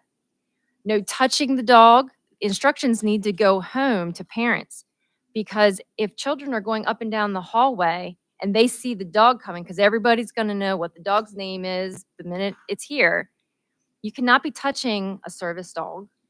I don't know how the facility dog works because we're labeling it different, but I don't think that however many hundreds of kids we have in this building should be touching this dog every day as the dog walks up and down the hallway.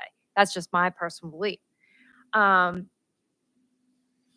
other issue is all of the positions that are being made for all of the personal aides and all of that kind of thing.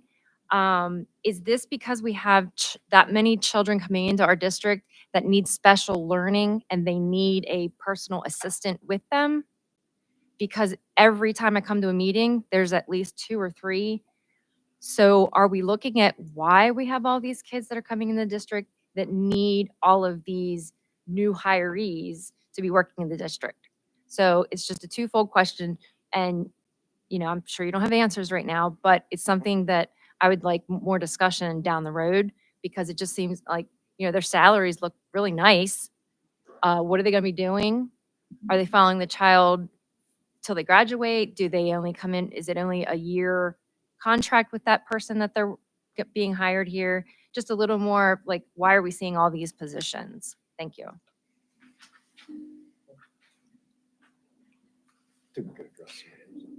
So I will say, as a board, we can answer questions once the comment period's over. If you have any pertinent questions, we can answer in a simple response, but first we have to address, does anyone else want to address the board?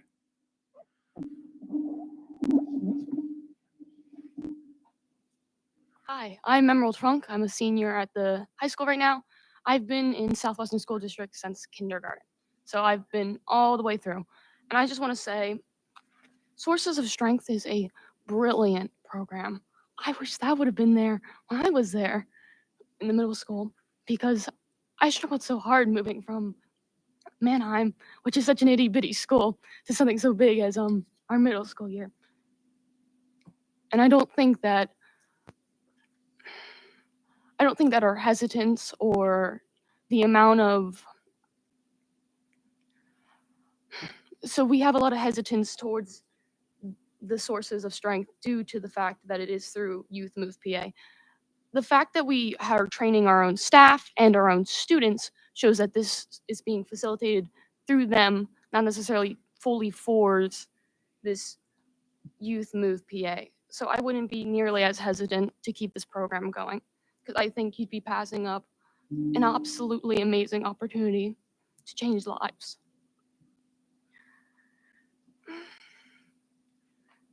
Furthermore, when we're talking about the dog, I think the dog is a great opportunity as well for mental health support.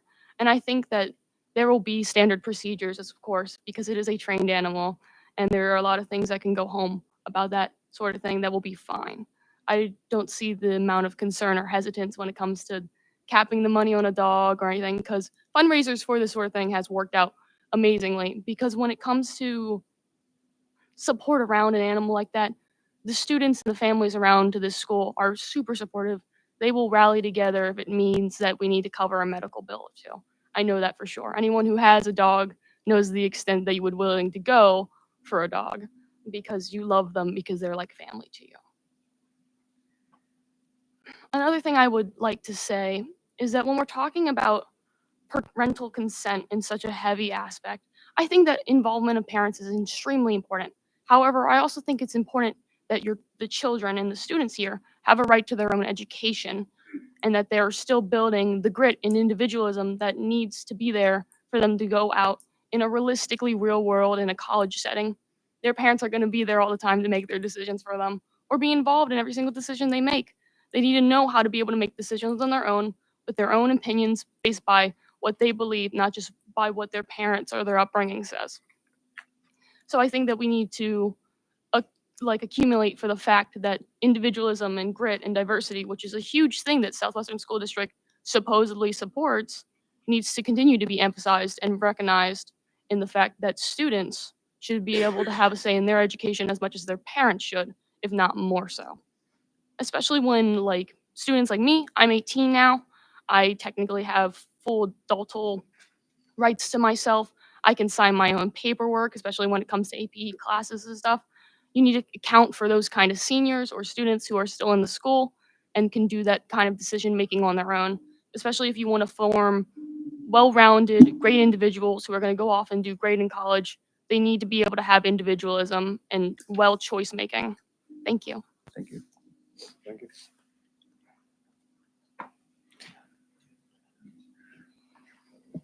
Sorry, I'm short. Hi, I'm Joanna Dodge. So, I'm a student over at Southwestern High School. I like the dog idea over here for like the middle school and the mental health, but also going off of the what half of the board said, I think also the high school too should also get a mental health dog, because there is some people, like some of my friends have been going through major bad mental health, and they like don't have nowhere else to turn to, because like if their parents didn't want to deal with them with like their mental health, they have nowhere else to turn to. So I think having another dog, like yes, I think having the dog over here is a good idea too, but I honestly think the high schoolers would need it too. And I think the high schoolers would also appreciate it, because I know that there's, like I said, I know there's some kids out there that have bad mental health and they don't know how to control it or understand it, or ask for help. So I honestly think that with the therapy dog, I think that would be good for over at the high school. Thank you. Anyone else? Ms. Jen Dodge. Hi, I'm Jen. I'm Joanna's mom. Actually have a question that I've noticed every meeting, it seems like for the last year or so. There's been, I mean, here we are talking about gender neutral bathrooms. I get it. I'm with you guys. I'm on board. Totally. But why are we addressing issues of bathrooms when every meeting there's at least one? Some meetings there's 4 kids being expelled.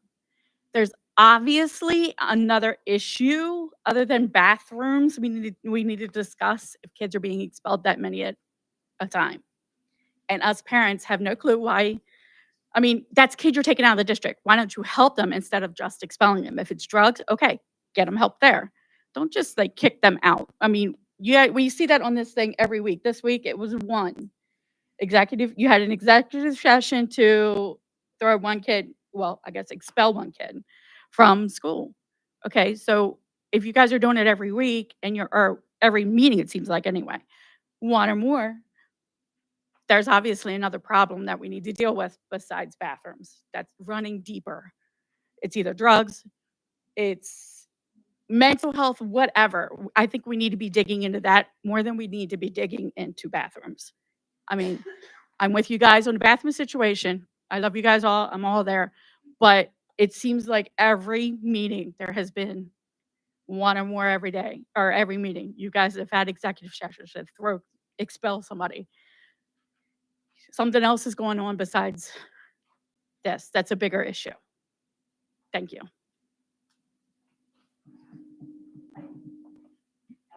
Anyone else?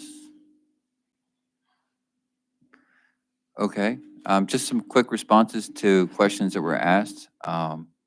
Working backwards, the expulsions, a lot of them has been behavioral or drug related. Our ROMPA program that we just engaged with is going to speak to that. I don't want to miss anything, but I will go Well, to if the. I can add on to Yeah. what you're saying is we don't give up on these kids. There's programs that they get implemented to with their parents' discretion or their choices. So we're not giving up on any of them. So it's not like the first incident, okay, you've had drugs, so now you're expelled. The other one that stuck out that I feel we should respond to is actually to provide some board clarity as well. As relates to the discussion on prayer at our meetings, where I've landed as board president is we have a freedom of speech at that mic right there. If someone signs up and wants to pray for our meeting, I will place them at the front of our public mic addressment to the board, and they will have their 5 minutes to pray as they wish. And that's not a change. Anyone can take that mic and discuss whatever they want. So I feel that's the appropriate place to put it without incurring any kind of difficulty whatsoever. So that's where I'm at in regards to that currently. Any other responses that you? I think we should address some of the dog things. Yes. Dog's not a service dog, so you Right. don't touch service dogs, but this is facility dogs, completely different. They're encouraged. It's a facility dog to support the facility. There will be a letter going home. The reason nothing went home yet is because that dog is not officially assigned to us. It can happen at the last moment. They're still pairing them with their handler. The handler is an employee. We will have signs around the district saying that if you're allergic, there is a dog on premise. And if a child has an aversion to a dog due to a past incident, obviously we'll take that into consideration. If we determine a child is using fake excuses to go see the dog, obviously we'll put an end to that. Good questions, but in my opinion, the benefits of a facility dog far outweigh any concern that I And have. just a clarification, when Dr. Burkhart says the handler's an employee, they're an existing employee paid for other reasons. They're not paid as an employee as the handler. I just want to point that out. Yeah, and there's 2 and they It's rotate. Mrs. Cortina, who's our right. assistant principal, and the second handler would be Mr. Lawhead. So. And the policy does actually include allergies, I believe, as well. And fears. And fears. I thought there was a separation between caretaker and handler. There's a houser, and the houser can also be a handler, and then there's another handler. And the second handler can also serve as a houser. Houser is who the dog lives with when they're not at school. And moving forward, I do want us to be able to engage questions that people pose at the mic, not without taking time away from people's time on the mic. If we can succinctly answer without debating after public comment, I feel like we should do that to be responsive as a board. So if there's anything else, did we miss any other questions that were presented to The us? question about the, yeah, the personal care assisted, didn't we address that? Yeah, that's driven by Monday? law. That was Monday when we That's talked about law. the budget? So if a student has an IEP that requires a PCA, there are times they're assigned to one, that is law. So But they're not like assigned to a student, they're assigned, like in a year, they could be assigned to a student, but if the student leaves, they might still remain and be assigned to another student. And oftentimes a parent might say, I want that person to be the PCA, we don't, there's no real choices, it's just the way it's assigned. But as an opening, a need, and a student, so. And as far as I seeing, I do explain those periodically because personnel. So I have explained those at a few meetings. So to give a perfect example, there's a handicapped student that needs help all the time. So we had one at Manheim. So that student had that personal care assistant. Yeah, careful not to go too to identify. No, but I'm just saying, the personal care assistant, there's no personal details here. Okay. I'm saying, but then after that year, the personal care assistant wasn't needed anymore. So there was a certain amount of independence that is gained with certain students that are either handicapped, whether it be a physical disability or a developmental or intellectual disability. So then that particular personal care assistant was no longer needed. So on the personnel side of things, they can also apply for other things. So we have had some that were then substitute teachers. So there is some on our roster that are substitute teachers now that were personal care assistants. So that is a thing that, like Dr. Dalton said, it's driven by law. We have to provide an education. So if somebody needs a personal care assistant, we have to hire them. Okay, Ms. So, Weaver, and that Ms. was another big I'm thing sorry. that we were going over Monday with budgets and everything as we're looking at the annual budget. So it's something we have to do. We have to plan for it. And Jeff is doing a great job of planning for it. So. Ms. Weaver? I'm good, thanks. Okay. I got one thing, and you can get your pens ready because I'm probably gonna get quoted on this one. When I made that statement about religions, I was not designating any one specific religion. I got slandered on social media that I was against Muslim students, and that is not a fact. I have personal beliefs that go against several different religions. So what I was asking that night was if someone prayed about a topic that goes against my personal belief, do I have the right to leave the room if we are a full board? That's what I was asking that night. If you have a question for me, I've said it from day one, ask me. Don't go out on social media and slander me. That's all I gotta say. Thank you. Mr. Beard? I wanted to address Ms. Rummel's question about the salary. What you're seeing on the agenda is the total cost of that position. That's salary, fringe benefits. All benefits. Total cost. So that's like the total cost of the district. That's not actually what, like, the take-home pay is. So it is, substantially less than that number, just for clarification. Okay. I feel like we responded to the questions posed to us. Can we, is there a motion to adjourn? I'll make that motion. All right, Mr. Smith, second? A second. Ms. Brennan, we're adjourned. We don't need a vote for that, right? Do we really need a vote to adjourn? I don't know. We need a vote to adjourn, don't we? Not necessarily, no. Some boards are like, motion to adjourn, it's a motion that's done. What's that? No vote, right? Okay, if she says no, we don't need a vote. Tom, you don't have to. Oh, we did though, right? Yes. I'll Yes. definitely follow up with you. Congratulations. Because I folded it up, stuck it in my pocket. I haven't had a chance to read it. When I saw that, I